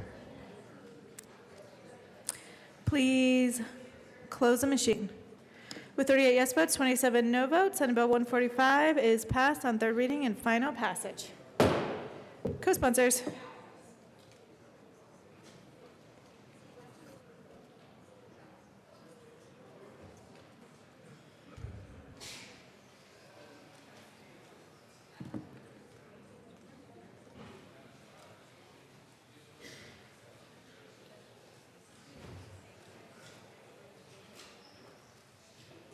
Co-sponsors. Please close the machine. Mr. Randall, please read the title of Senate Bill 234. Senate Bill 234 by Senators Corman Carter, Representatives Kraft, Tharp, and Catlin, concerning measures to reduce the sale without consent of the remains of a human who was born alive in connection with registering non-transplant tissue banks, and prohibiting certain owners of non-transplant tissue banks from owning certain other businesses that provide for the final disposition of human remains, making an appropriation. Assistant Majority Leader Garnett. Thank you, Madam Speaker. I move for the passage of Senate Bill 234 on third reading and final passage. Question before us is the passage of Senate Bill 234 on third reading and final passage. Mr. Randall, please open the machine. Members, please proceed to vote.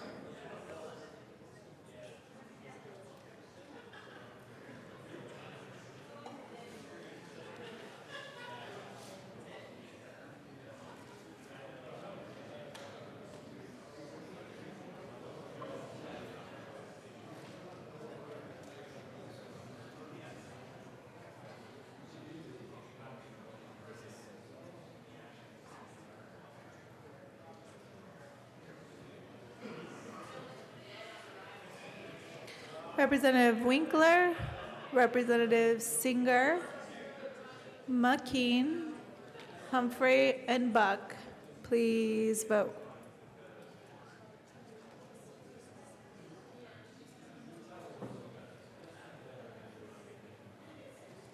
Please close the machine.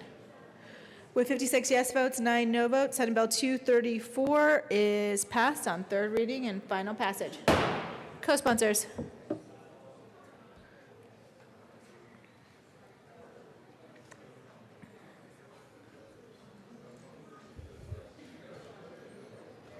Please close the machine.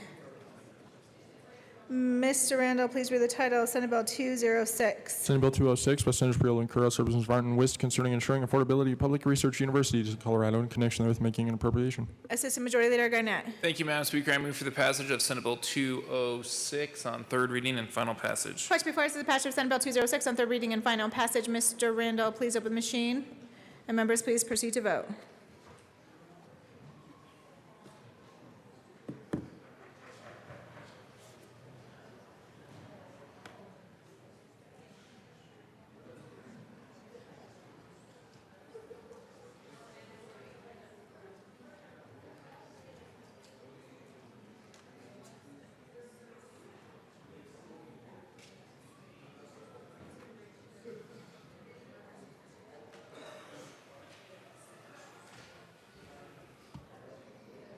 Please close the machine.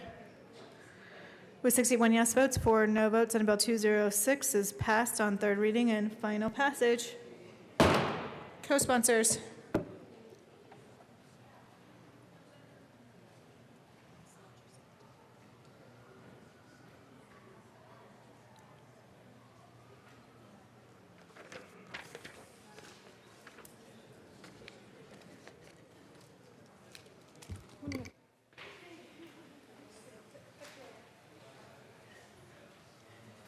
Please close the machine. Mr. Randall, please read the title of Senate Bill 210. Senate Bill 210 by Senators Tate, House Representatives Martin and Hooten, concerning the regulation of real estate appraisal management companies in connection with aligning state law with current federal law and regulations. Assistant Majority Leader Garnett. Thank you, Madam Speaker. I move for the passage of Senate Bill 210 on third reading and final passage. All right, the question before us is the passage of Senate Bill 210 on third reading and final passage. Mr. Randall, please open the machine. Members, please proceed to vote.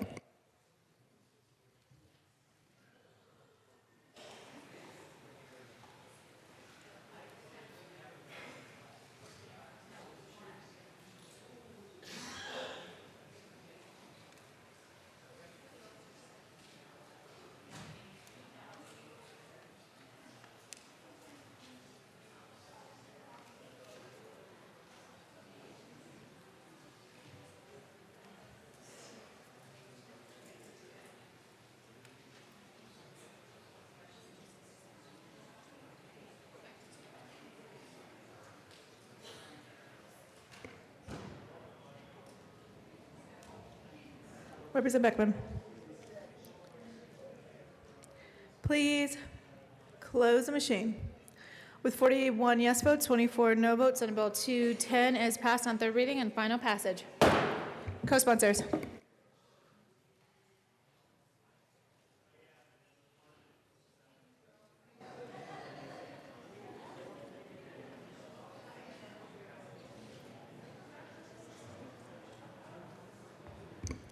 Please close the machine. Mr. Randall, please read the title of Senate Bill 267. Senate Bill 267 by Senators Cafalas and Baumgartner, also Sprecher, Jay, and Hansen, concerning the creation of the Justice Center Maintenance Fund. Madam Majority Leader Becker. Thank you, Madam Speaker. I move for the passage of Senate Bill 267 on third reading and final passage. All right, Mr. Randall, please open the machine. Members, please proceed to vote.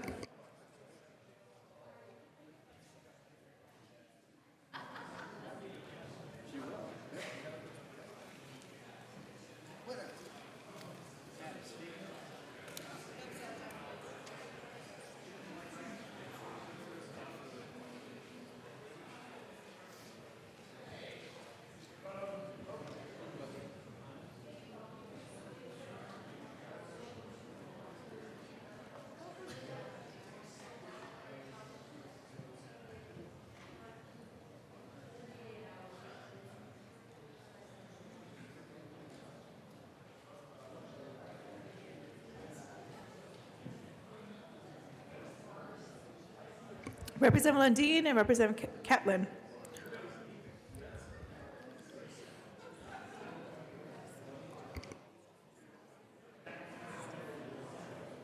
Please close the machine.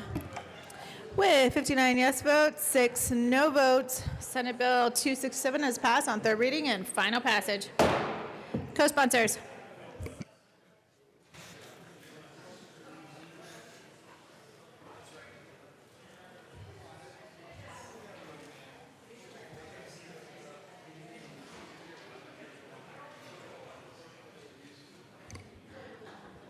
Please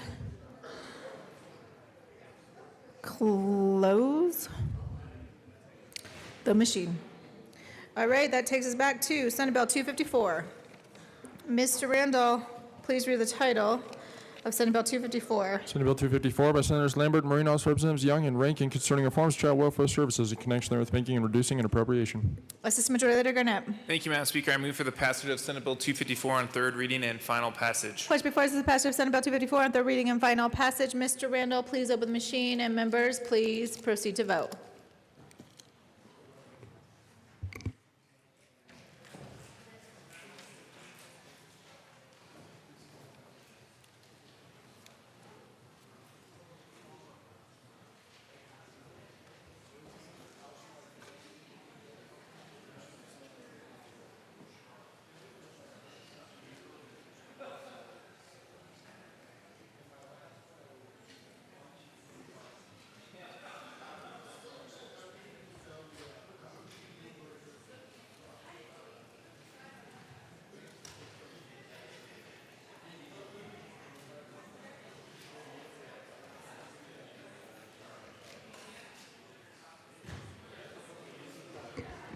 Please close the machine.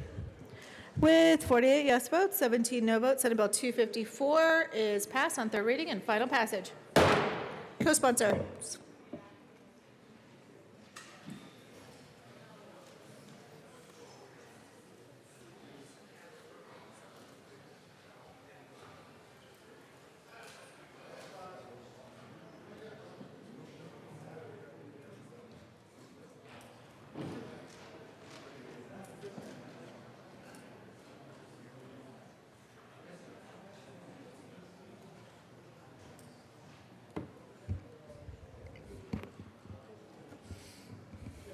Please close the machine.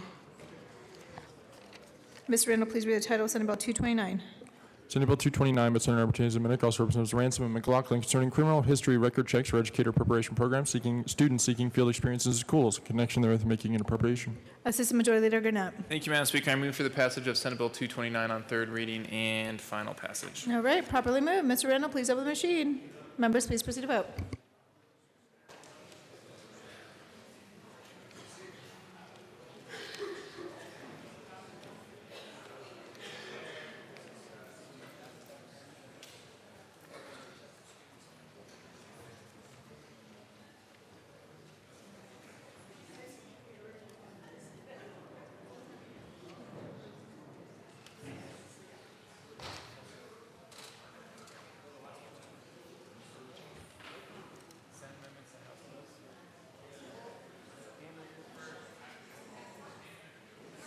Please close the machine. With 65 yes votes, 0 no votes, Senate Bill 229 is passed on third reading and final passage. Co-sponsors.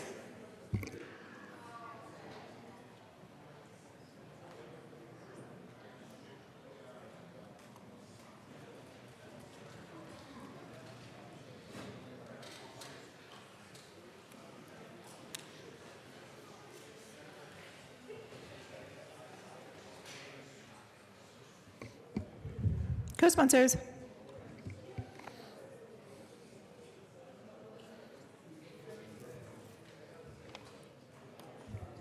Please close the machine. Assistant Majority Leader Garnett. Thank you, Madam Speaker. I move to proceed out of order for consideration of Senate amendments to House bills. All right, seeing no objection, we will proceed out of order for consideration of Senate amendments to House bills. Mr. Randall, please read the title of House Bill 1006. House Bill 1006, Representatives Hamner and Liston, now Senators Gardner, Marino, concerning modifications to the newborn screening program administered by the Department of Public Health and Environment in connection with making an appropriation. All right. Representative Hamner. Thank you, Madam Speaker. I move that the House concur in Senate amendments to House Bill 1006. All right, And properly I see moved. you do too. Representative Liston. Thank you, members. The the Senate actually took a good bill and made it even better. The re-engrossed bill included a requirement that the State Board of Health annually adopt conditions recommended by the National Uniform Screening Panel. The Senate removed this provision. The State Board of Health continues to retain the authority to add new conditions while the legislature retains the appropriations authority. The Senate added additional language to re-emphasize the voluntary, I repeat, the voluntary nature of the newborn screening and hearing programs. The current statute makes the newborn screening voluntary, and this bill does not change that. It is still voluntary. And thirdly, the Senate modified but did not increase the appropriation to reflect the actual planned usage of the funds. And the Senate reemphasized the confidential nature of any data collected. We urge an aye vote on the Senate amendments. And it passed unanimously from the Senate. Passed unanimously. That means everybody in the Senate voted for it. Representative Hamner. Thank you, Madam Speaker. Representative Liston, you might have just lost us the unanimous vote that we would have on Disregard this what I said. concurrence. But colleagues, just to remind you, House Bill 1006 modernizes the state's newborn screening law for nearly 16,000 babies who are born in Colorado every year, so the babies can be tested at birth for life-threatening and inherited medical conditions and for hearing loss. I am very comfortable with the Senate amendments. I hope you are too, and ask for a yes vote. Thank you. Yes, we ask for a yes vote. Mr. Randall, please. Oh. Representative Salazar. Thank you, Madam Speaker. Members of House Judiciary, although Representative Liston said it passed out of the Senate 35-0, and we have a history of killing all bills from the Senate that come out 35-0, this is a good one. We should concur. All right. Mr. Randall, please open the machine.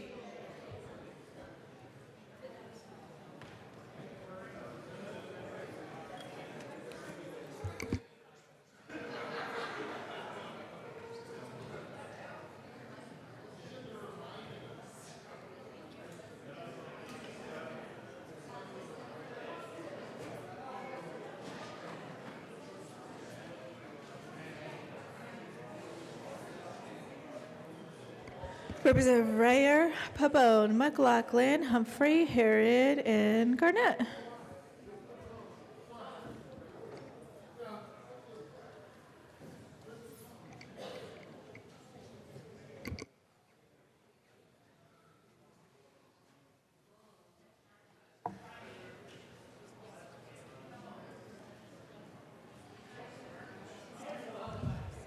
Please close the machine. With 63 yes votes, 2 no votes, a motion to concur with Senate Amendment to House Bill 1006 is adopted. Assistant Majority Leader Garnett. Thank you, Madam Speaker. I move for the repassage of House Bill 1006 as amended. All right, properly moved. Mr. Randall, please open the machine. Question before us is the repassage of House Bill 1006 as amended.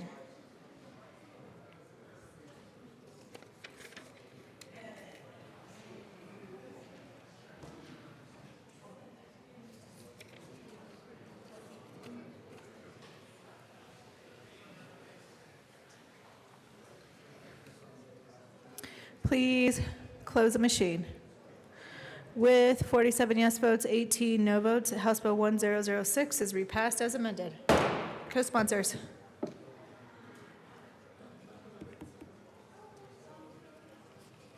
Co-sponsors.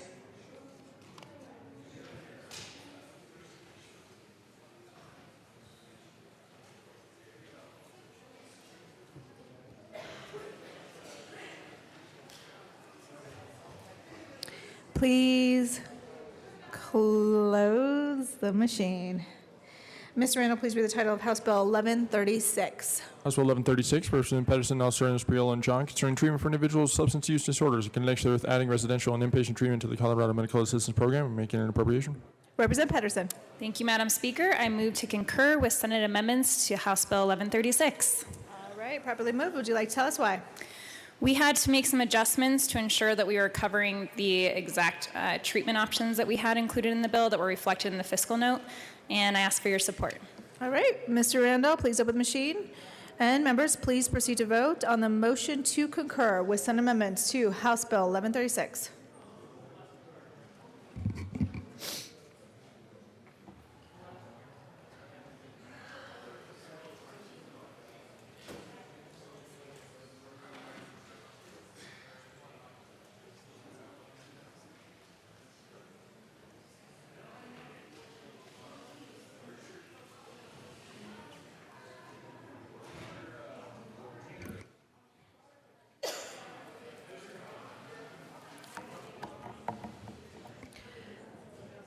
Representative West, Roberts, Pabon, Humphrey, and Coleman.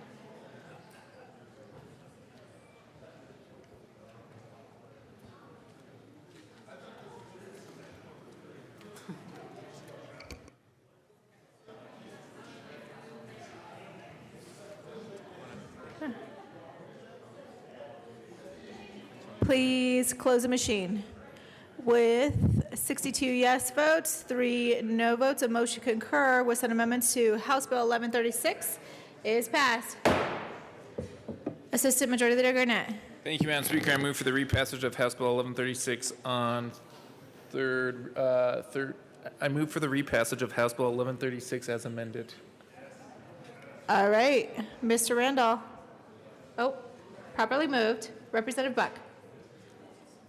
Thank you, Madam Speaker. And I just want to say just what a wonderful, wonderful job Representative Brittany Patterson did for the opioid committee. That's all. Thank you. Aw, very nice.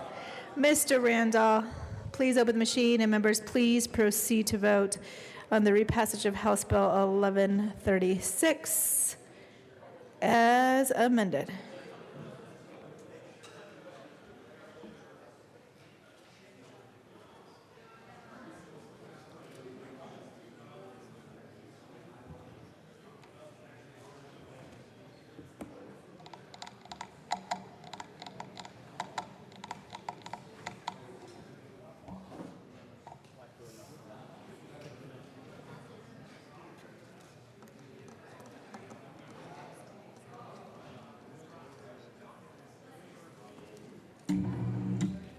Lower.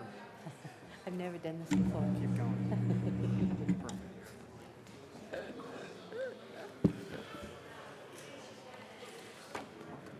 Please close the machine. With 52 yes votes, 13 no votes, House Bill 1136 is repassed as amended. Co-sponsors.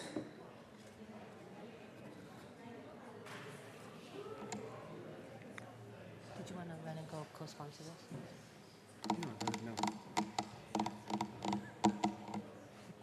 Stop doing that, please. Please close the machine. Do that, please. Mr. Randall, please read the title of House Bill 1185.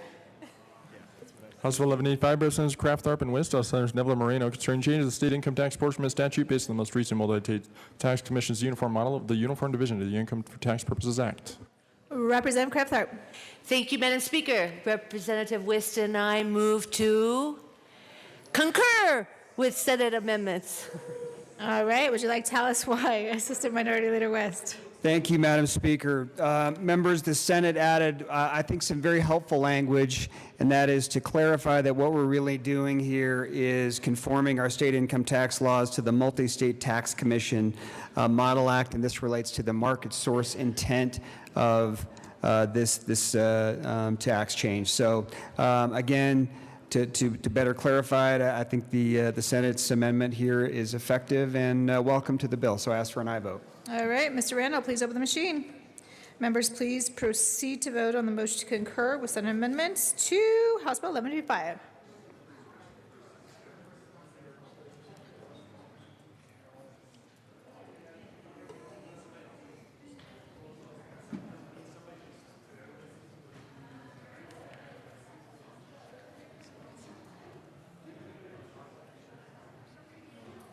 Representative Humphrey and Michelson Janae.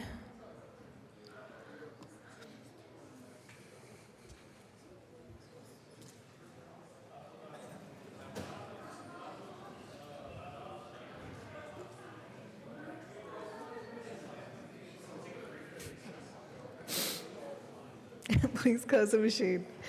With 65 yes votes, 0 no votes, a motion to concur with Amendment 2, House Bill 1185 is adopted. Madam Majority Leader Becker. Thank you, Madam Speaker. I move for the repassage of House Bill 1185 as amended. Question before us is the repassage of House Bill 1185 as amended. Mr. Randall, please open the machine, and members, please proceed to vote.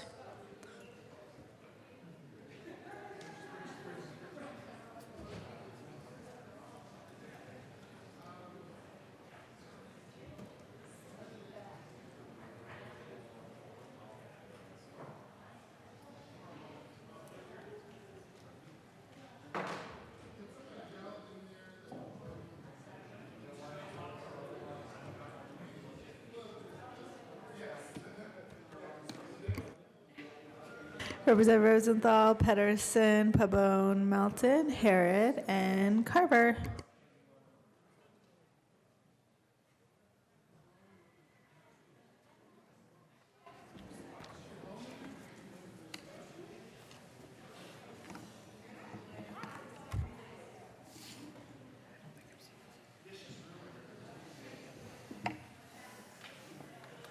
Please, you're tall.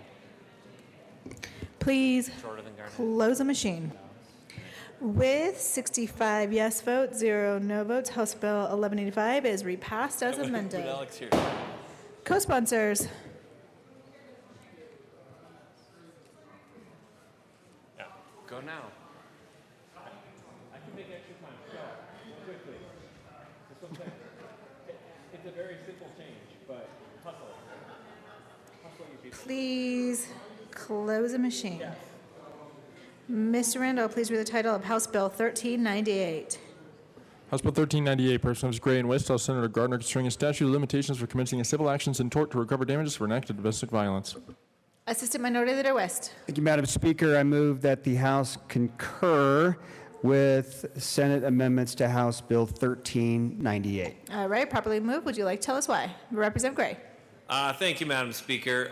Members, as a reminder, this bill extends the statute of limitations in civil court when an individual is a victim of domestic violence. And generally speaking, it increases that statute of limitations by a number of years, but it also put a provision in that allows that statute of limitations to toll if the individual who's a victim is under a disability and isn't able to bring their claim forward.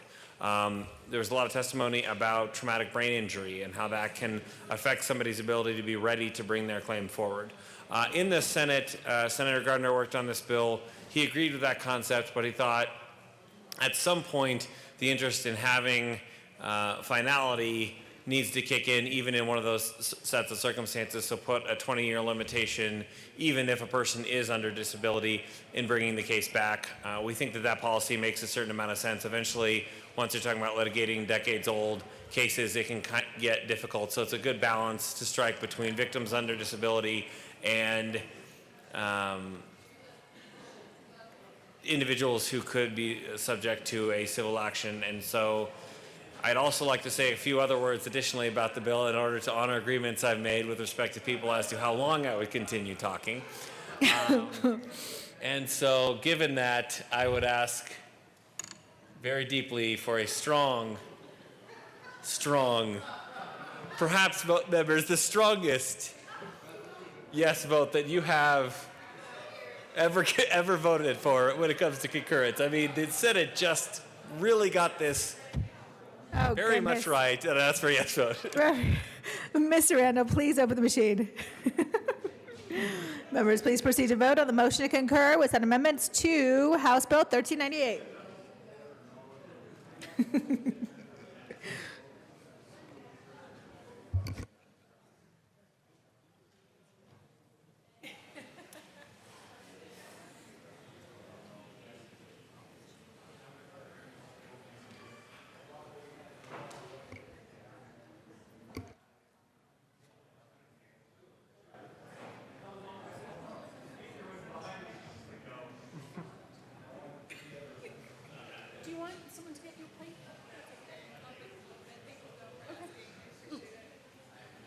Representative Rosenthal, Pabon, and Melton.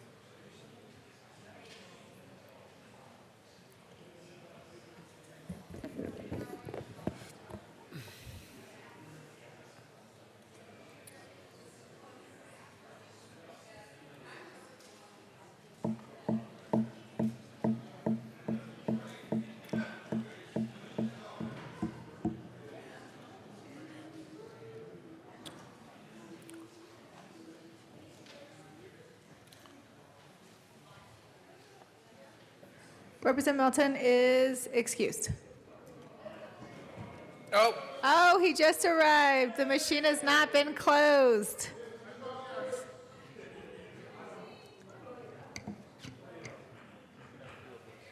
Representative Melton, can you register a voice vote? Oh, and your machine did work. All right. So please close the machine.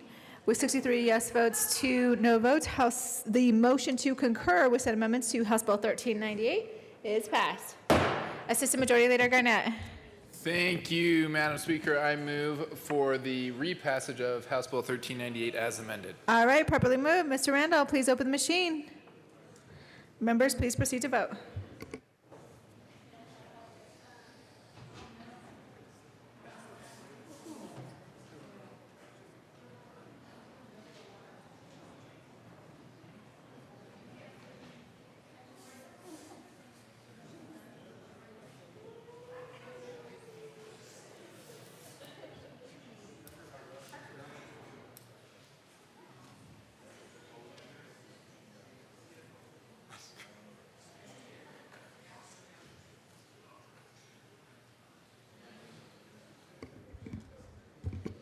Representative Buck and Jackson.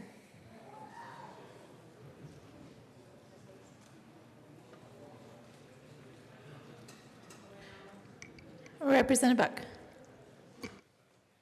Please close the machine. With 55 yes votes, 10 no votes, the motion to repass House Bill 1398 as amended is adopted. Co-sponsors.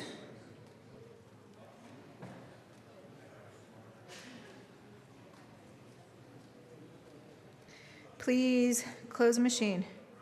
Mr. Randall, please read the title of House Bill 1190. House Bill 1190 by Representatives Escar and McKean, House Senators Tate and Garcia, concerning modifications to the Colorado Job Creation and Main Street Revitalization Act. Representative Escar. Thank you, Madam Speaker. As my co-sponsor makes his way down here, I will let you know that we are moving to concur with Senate amendments All on right. 1190. Would you like to tell us why? What? Concur? Representative Escar. Thank you, Madam Speaker. The Senate actually made a very just technical amendment that was brought forward by OEdit, and we'd ask for your support on this great bill. All right, properly moved. Seeing no further discussion, Mr. Randall, please open the machine, and members, please proceed to vote.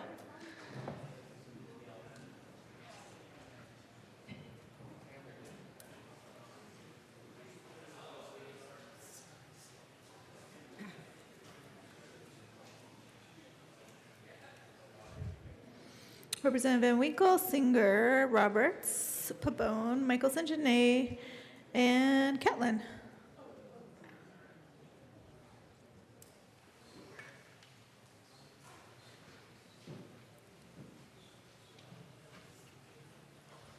Representative Pabon, please close the machine. With 65 yes votes, 0 no votes, a motion to concur with Amendment 2, House Bill 1190 is passed. Assistant Majority Leader Garnett. Thank you, Madam Speaker. I move for the repassage of House Bill 1190 as amended. All right, properly moved. Mr. Randall, please open the machine.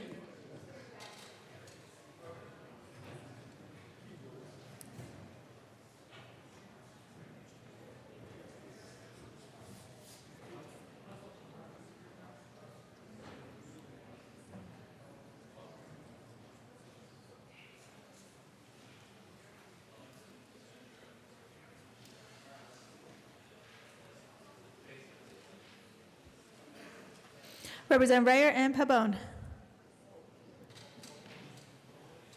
Please close the machine.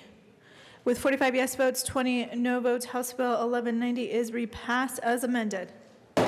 Co-sponsors. Co-sponsors. Please close the machine. Mr. Randall, please read the title of House Bill 1224. House Bill 1224, Representative Willett, L. Senator Gardner, concerning the process due for the imposition of discipline that affects a person's ability to practice an occupation in connection with requiring the parties to submit to mediation and making an appropriation. Representative Willett. Thank you, Madam Speaker. I move that the House concur with Senate amendments to House Bill 1224. Properly moved. Would you like to tell us why? Yes, thank you, Madam Speaker. They had to do something over there, I guess, and actually the change they made improves the bill where there was a little bit of ambiguity. They simply said if both the department and the professional agree to mediation, they can go to mediation in that unique circumstance. All right, Mr. Randall, please open the machine. And members, please proceed to vote. So motion to concur with Senate amendments to House Bill 1224.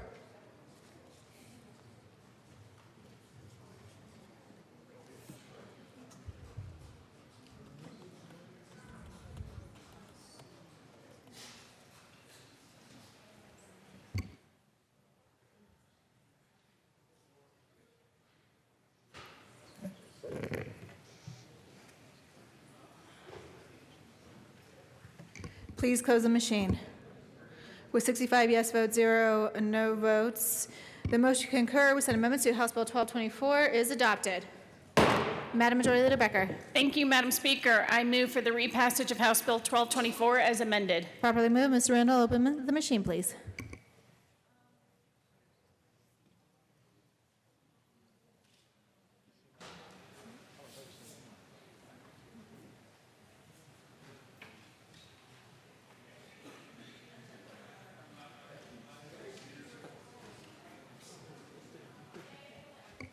Representative Arntz, Representative Garnett, and Michael St.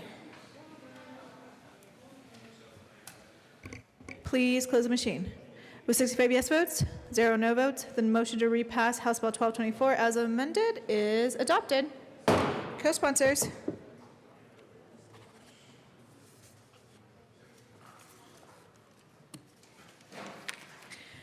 Please close the machine. Mr. Randall, please read the title of House Bill 1234. House Bill 1234, Representatives Baker, Kay, and Lundin, now Senator Gardner, concerning clarification of laws governing simulated gambling activity. Madam Majority Leader Becker. Thank you, Madam Speaker. I move that the House concur in Senate amendments to House Bill 1234. All right.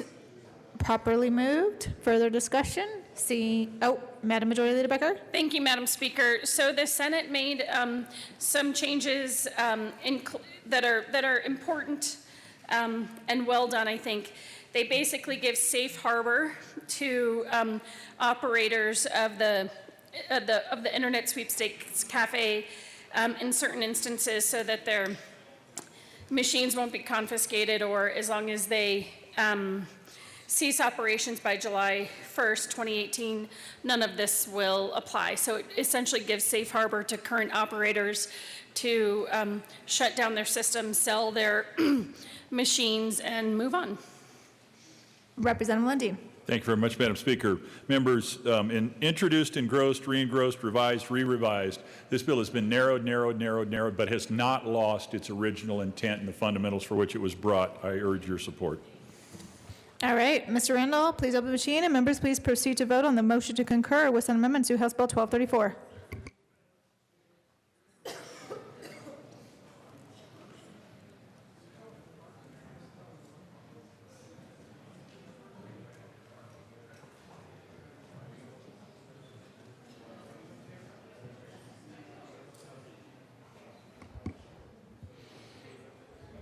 Representative Buckner, Catlin, and Melton.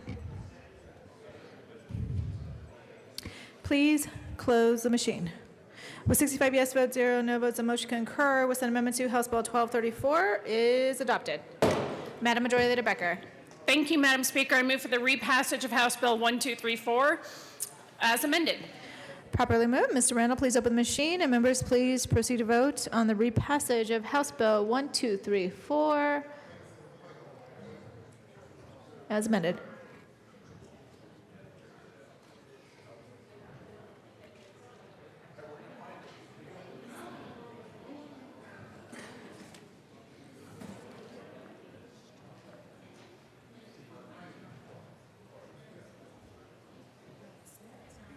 Representative Winkler, Wilson, Williams, Van Winkle, Salazar, Humphrey, Danielson, Covarrubias, Buckner, and Madam Majority Leader.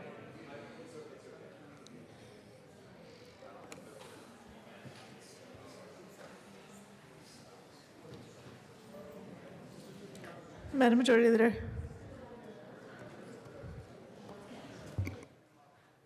Please close the machine. With 43 yes votes, 22 no votes, House Bill 1234 is repassed as amended. Co-sponsors.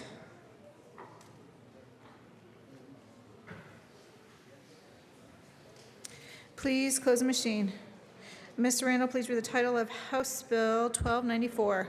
House Bill 1294, Representatives Lantine and Buckner, House Senator Craddock, concerning the continuation of the regulation of nursing home administrators by the Board of Examiners and Nursing Home Administrators and Division of Professional Occupations, the Department of Regulatory Agencies. Connection there with requiring the board to record by board member each vote regarding licensee discipline. Representative Lantine.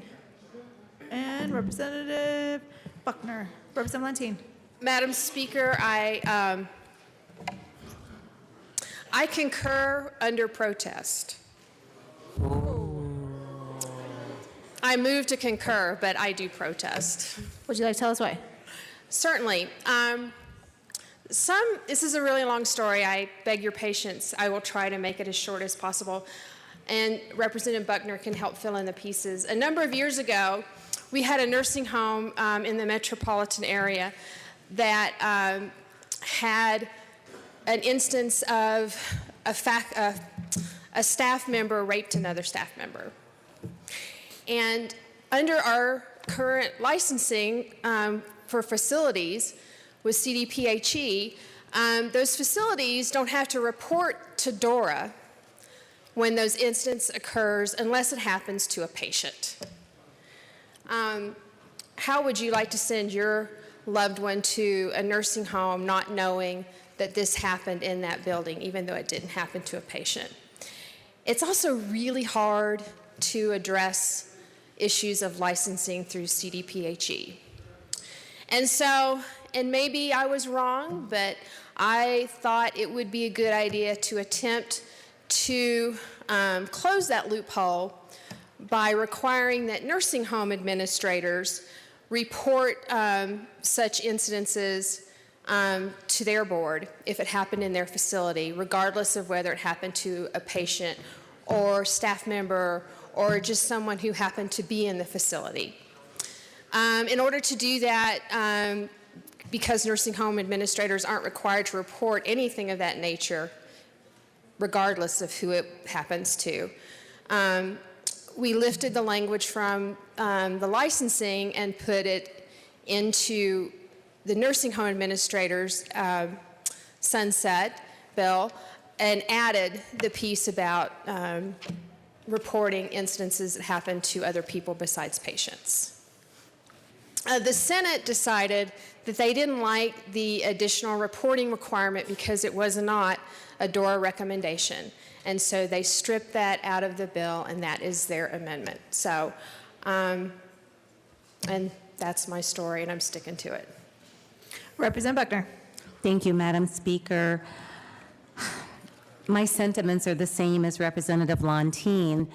The reason I wanted to be a part of this bill, the nursing home that she spoke of is a half a mile from my house. I pass this nursing home every day when I go to my house. And it's really frustrating to me and upsetting to me that some of these crimes will not be reported.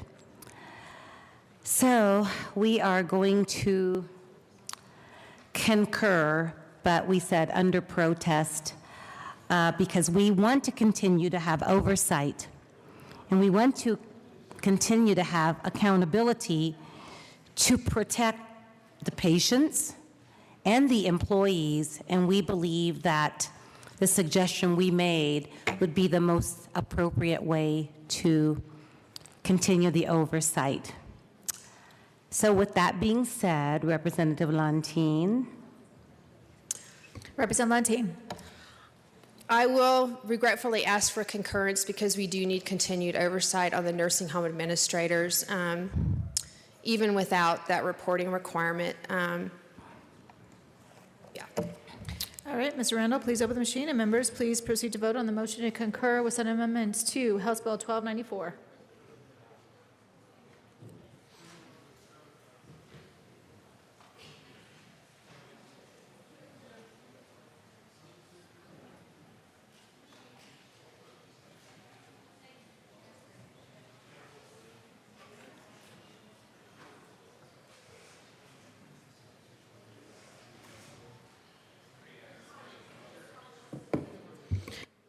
Representative Weissman and Landgraf.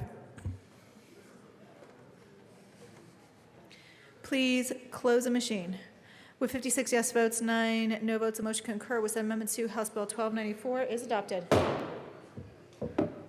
Assistant Majority Leader Garnett. Thank you, Madam Speaker. I move for the passage of House Bill 1294, repassage of House Bill 1294 as amended. Properly moved. Mr. Randall, please open the machine.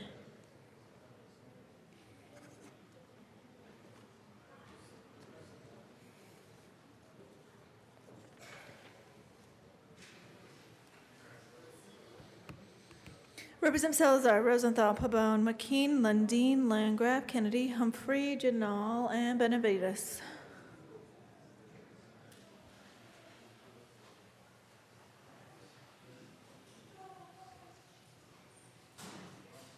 Representative McKean, please close the machine. With 42 yes votes, 23 no votes, House Bill 1294 is repassed as amended. Co-sponsors.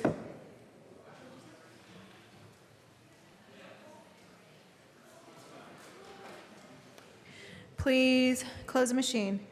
Mr. Randall, please read the title of House Bill 1316.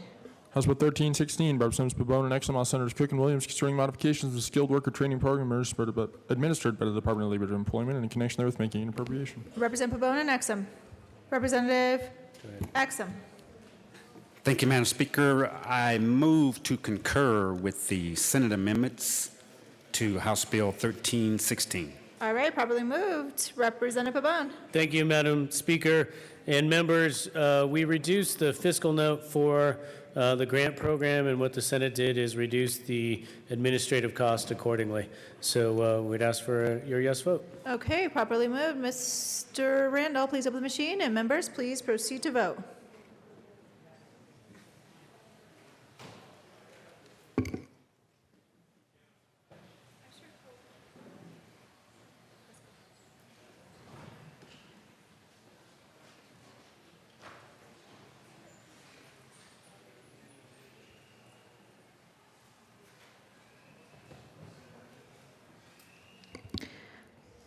Representative Lundin and Madam Majority Leader Becker.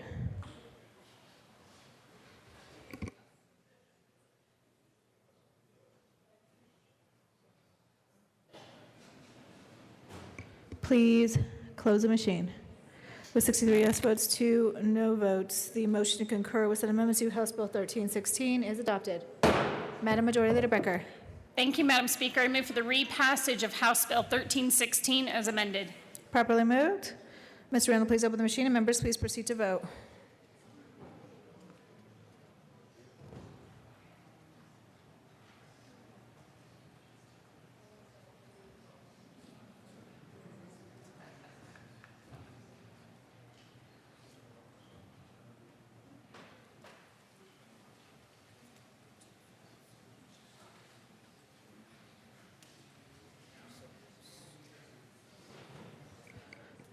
Madam Majority Leader Becker. Please close the machine. With 41 yes votes, 24 no votes, House Bill 1316 is repassed as amended. Co-sponsors.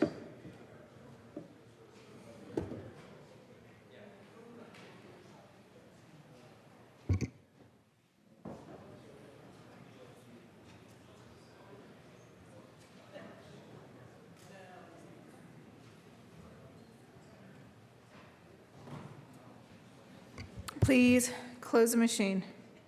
Mr. Randall, please read the title of House Bill 1343. House Bill 1343 by Representatives Lee and Carver, all Senators Lambert and Todd, concerning the continuation of the Colorado Veterans Service to Career Program in connection therewith making an appropriation. Representative Carver. Representative Lee. Thank you, Madam Speaker. We move to concur with Senate amendments. Properly moved. Would you like to tell us why? The Senate put a little more money into the bill. I have nothing more to say. Representative Carver. We ask you support the concurrence. There you go. Further discussion. Mr. Randall, please open the machine, and members, please proceed to vote.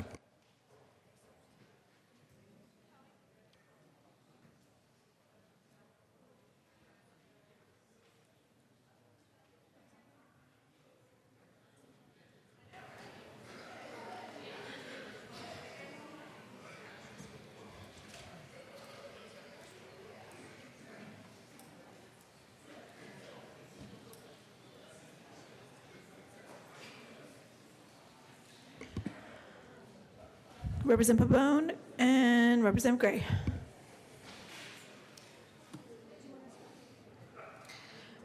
Please close the machine. With 50 yes votes, 15 no votes, the motion concur with amendment to House Bill 1343 is adopted. Madam Majority Leader Becker. Thank you, Madam Speaker. I move for the repassage of House Bill 1343 as amended. All right, properly moved. Mr. Randall, please open the machine. Members, please proceed to vote on the repassage of House Bill 1343 as amended.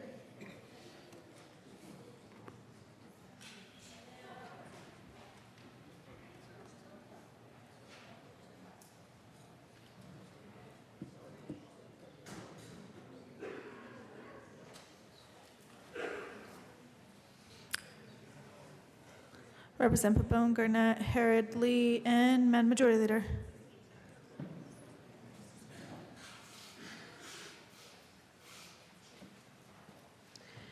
Please close the machine. With 48 yes votes, 17 no votes, House Bill 1343 is repassed as amended. Co-sponsors.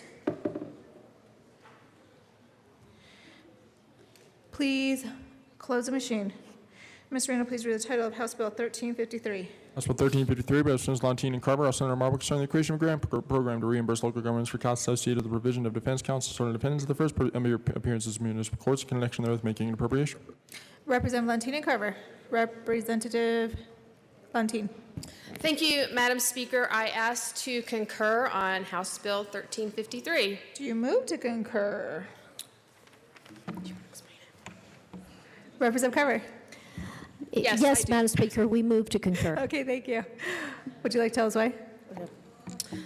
Sorry, Madam Speaker.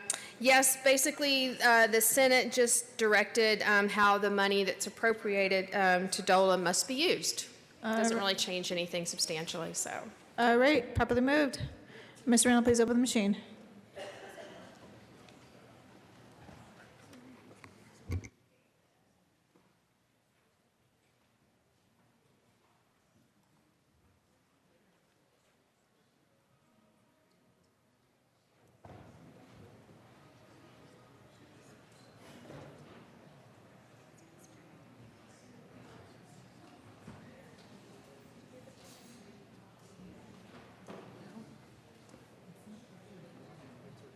Representative Pabon and Humphrey.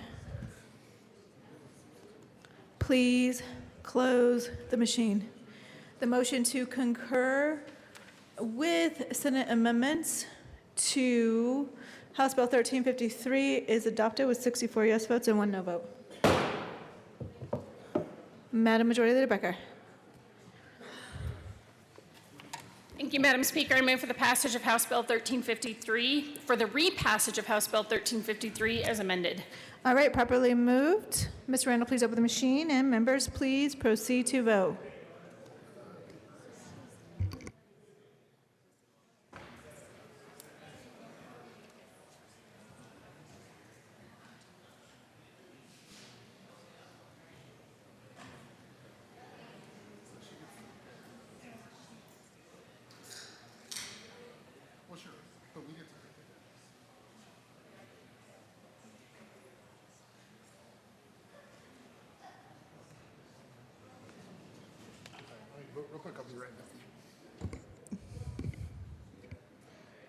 Please vote on the motion to repass House Bill 1353 as amended.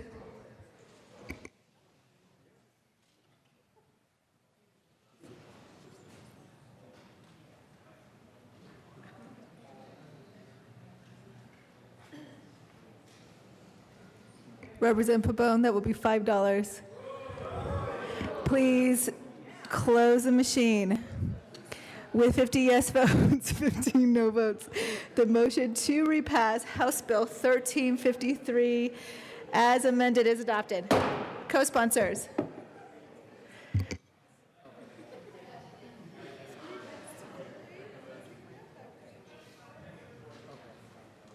Please close the machine. Mr. Randall, please read the title of House Bill 1393. House Bill 1393, Representative Hamner, next on Senator Garner, concerning measures to support effective implementation of the Colorado Reading to Ensure Academic Development Act for all students who receive services pursuant to READ plans in connection therewith making an appropriation. Representative Exum. Thank you, Madam Speaker. I move to concur with Senate amendments to House Bill 1393. Please. All right, properly moved. Representative Hamner. Thank you, Madam Speaker. And colleagues, the Senate Appropriations Committee appropriately appropriated an appropriation for the bill, and I ask for a yes vote. All right. Mr. Randall, please open the machine, and members, please proceed to vote.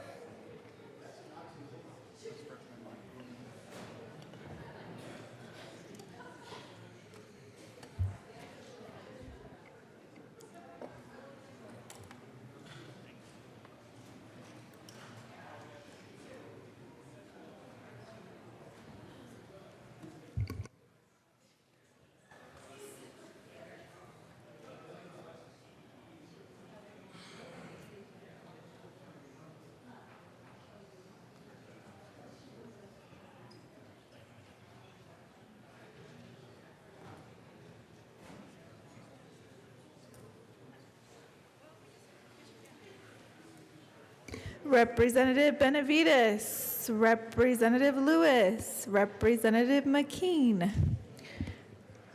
Please vote.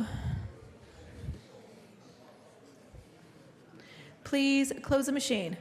With 47 yes votes, 18 no votes, the motion concur with Senate amendments to House Bill 1393 is passed. Assistant Majority Leader Garnett. Thank you, Madam Speaker. I move for the repassage of House Bill 1393 as amended. Properly moved. Ms. Randall, please open the machine.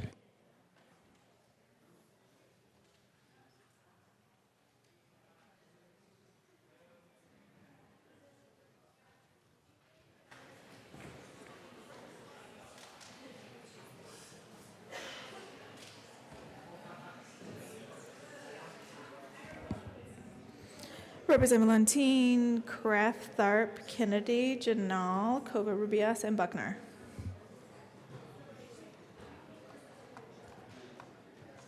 Please close the machine. With 49 yes votes, 16 no votes, a motion to repass House Bill 1393 as amended is adopted. Co-sponsors. Please close the machine. Mr. Randall, please read the title of House Bill 1394. House Bill 1394, Representative Singer, McKean, House Senators Cavallo, Cook, concerning amendments to the Colorado Disaster Emergency Act to address all phases of emergency management.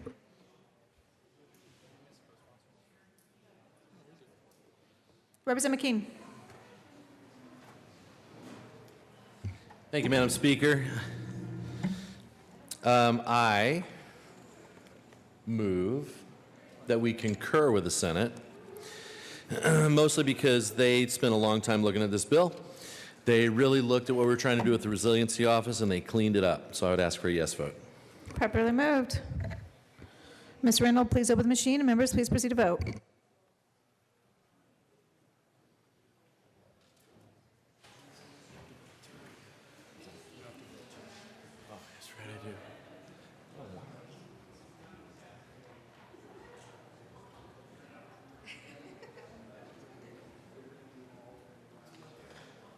Representative Winkler, Ryer, McKean, and Humphrey.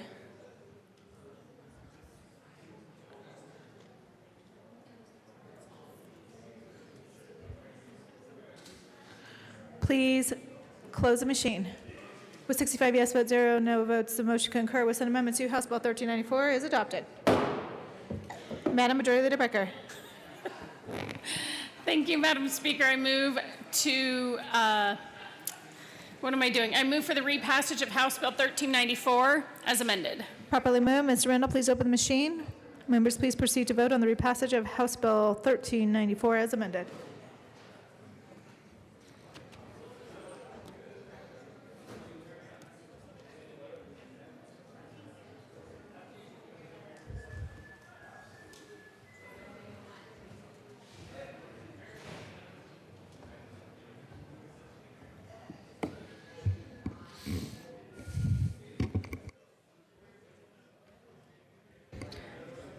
Representative Buckner, Lontine, and Singer. Please close the machine. With 49 yes votes, 16 no votes, a motion to repass House Bill 1394 as amended is adopted. Co-sponsors.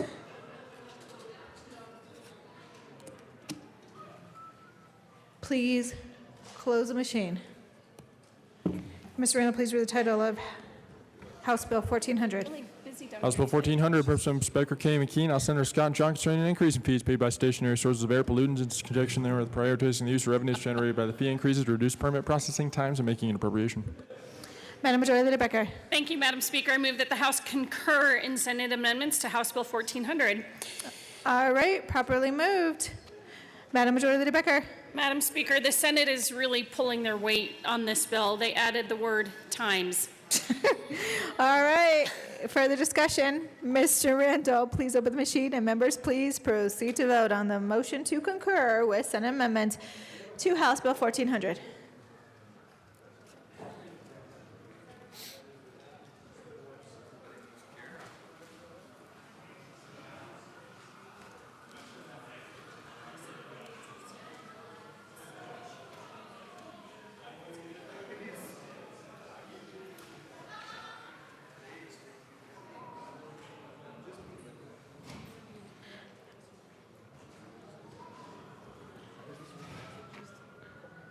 Representative Arndt.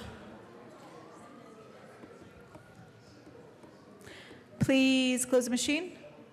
With 64 yes votes, 1 no vote, the motion to concur with Senate Amendments to House Bill 1400 is passed.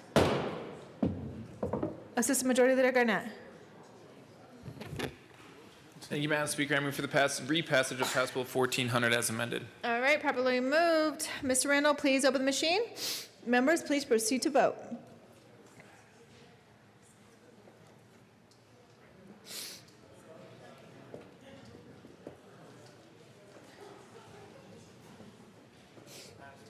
Yes.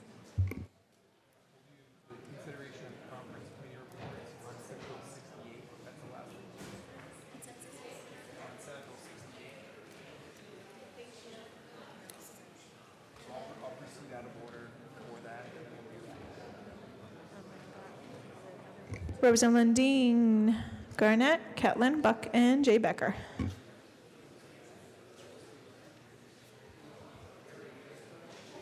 Please close the machine.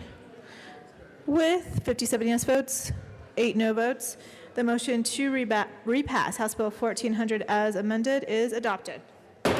Co-sponsors.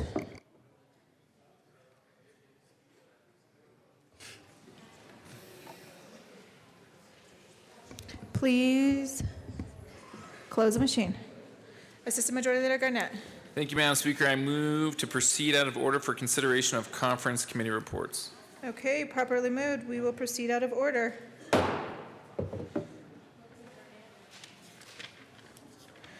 right, consideration of conference committee reports. Mr. Randall, please read the title of Senate Bill 68. Senate Bill 68 by Senators Cook, House Representatives Van Winkle and Bridges, concerning criminalizing false reports. Representative Bridges and Representative Van Winkle. Representative Bridges. Thank you, Madam Speaker. I move that we adopt the first report of the first conference committee on Senate Bill 68. All right, properly moved. Any discussion? Representative Weissman. Thank you, Madam Speaker, and members. I want to say that this is how it should be. The Senate made only de minimis changes to the work that we here in the House did. All right, Representative Bridges. Thank you, Madam Speaker. Just want to echo that. The Senate adopted all of the changes we made, but then fixed one just to make it a little better and a little clearer. All right. Mr. Randall, please open the machine, and members, please proceed to vote.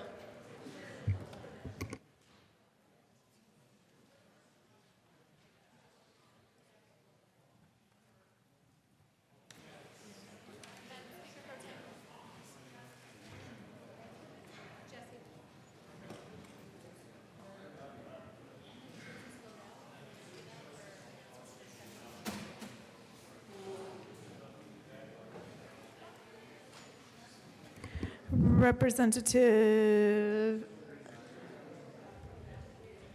All right, please close the machine. Motion to adopt the Conference Committee report on Senate Bill 68 is passed with 65 yes votes and 0 no votes. Assistant Majority Leader Garnett. Thank you, Madam Speaker. I move for the passage of Senate Bill 68 as amended. All right, probably moved. Mr. Randall, please open the machine. And members, please vote on the repassage of Senate Bill 68 as amended.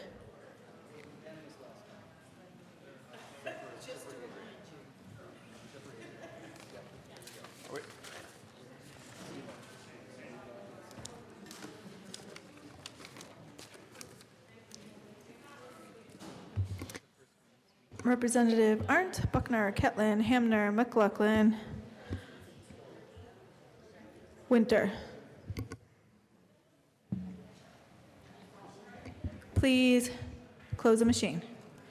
With 64 yes votes, 1 no vote, Senate Bill 68 is repassed as amended. Co-sponsors.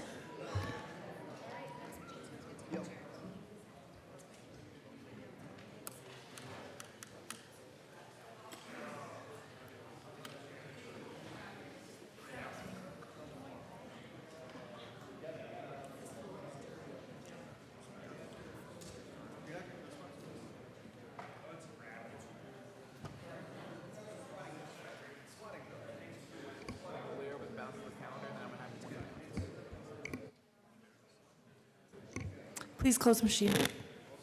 Mr. Assistant Majority Leader. Thank you, Madam Speaker, and thank you, members. I move to lay over the balance of the calendar until later today. Seeing no objection, the balance of the calendar will be laid over at the Assistant Majority Leader's request. Mr. Assistant Majority Leader. Thank you, Madam Speaker Pro Tem. And members, just a reminder on the schedule for today, afternoon committees are going to meet upon adjournment or around 1 o'clock. Appropriations is going to meet at 2:30. We're going to be back here at 3:30 to do a special orders calendar. And if you have any questions about that, please don't hesitate to ask. Thank you, and I have a couple of quick announcements. First, Representative Arndt. Representative Melton will replace Representative Danielson, myself, on Representative Kraftharp will replace Representative Michelson-Janae, and Representative Rosenthal will replace Representative Pedersen on today's Public Health Committee, today only. Representative Wist will replace Representative Beckman in Public Health today only as well.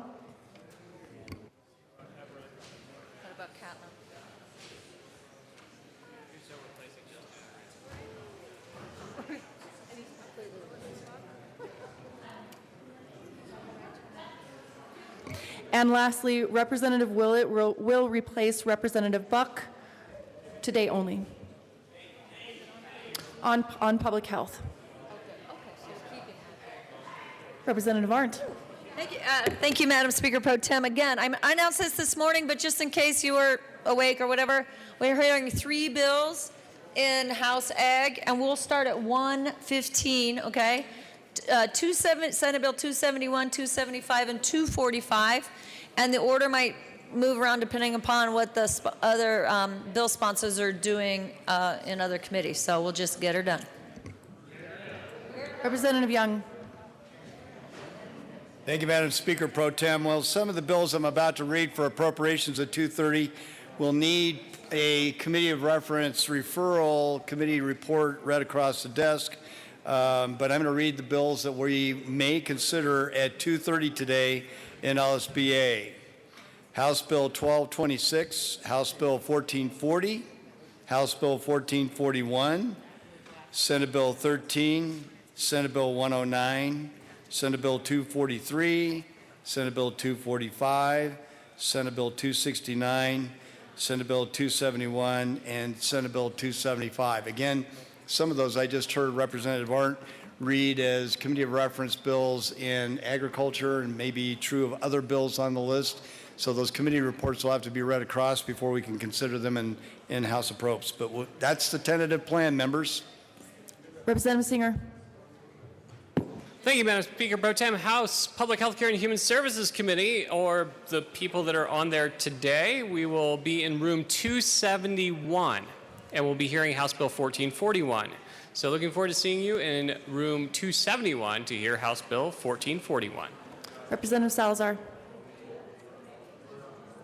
Thank you, Madam Speaker Pro Tem. Judiciary members, tomorrow at 1:30, we will be listening to Senate Bill 238, which is the Representative Valdez bill, and Senate Bill 258, which was just added on. This is Representative Lundin's bill on speedy trial to exclude court continuance time. So hopefully you listen to some of that. Thanks. Representative Esgar. Further announcements and introductions. Seeing none, Mr. Representative Pabon. Representative Singer. Thank you, Madam Speaker Pro Tem. Just a reminder, we will see you at 1 o'clock, room 271. And to help Representative Willett out again, for those of you Excuse me, who Representative Singer. Members, we are not adjourned yet. Continue. Thank you, Madam Speaker Pro Tem. Once again, 1 p.m., room 271, and just like last week, if you are late, we will not mark you absent, but we will require a $5 donation to Representative Willett's St. Baldrick's Foundation. So we'll be taking attendance promptly at 1 p.m. or as soon as we get off the floor, whichever comes first. Looking forward to seeing you all in 271. Representative Everett. No, not me. I'm good. Representative Pabon.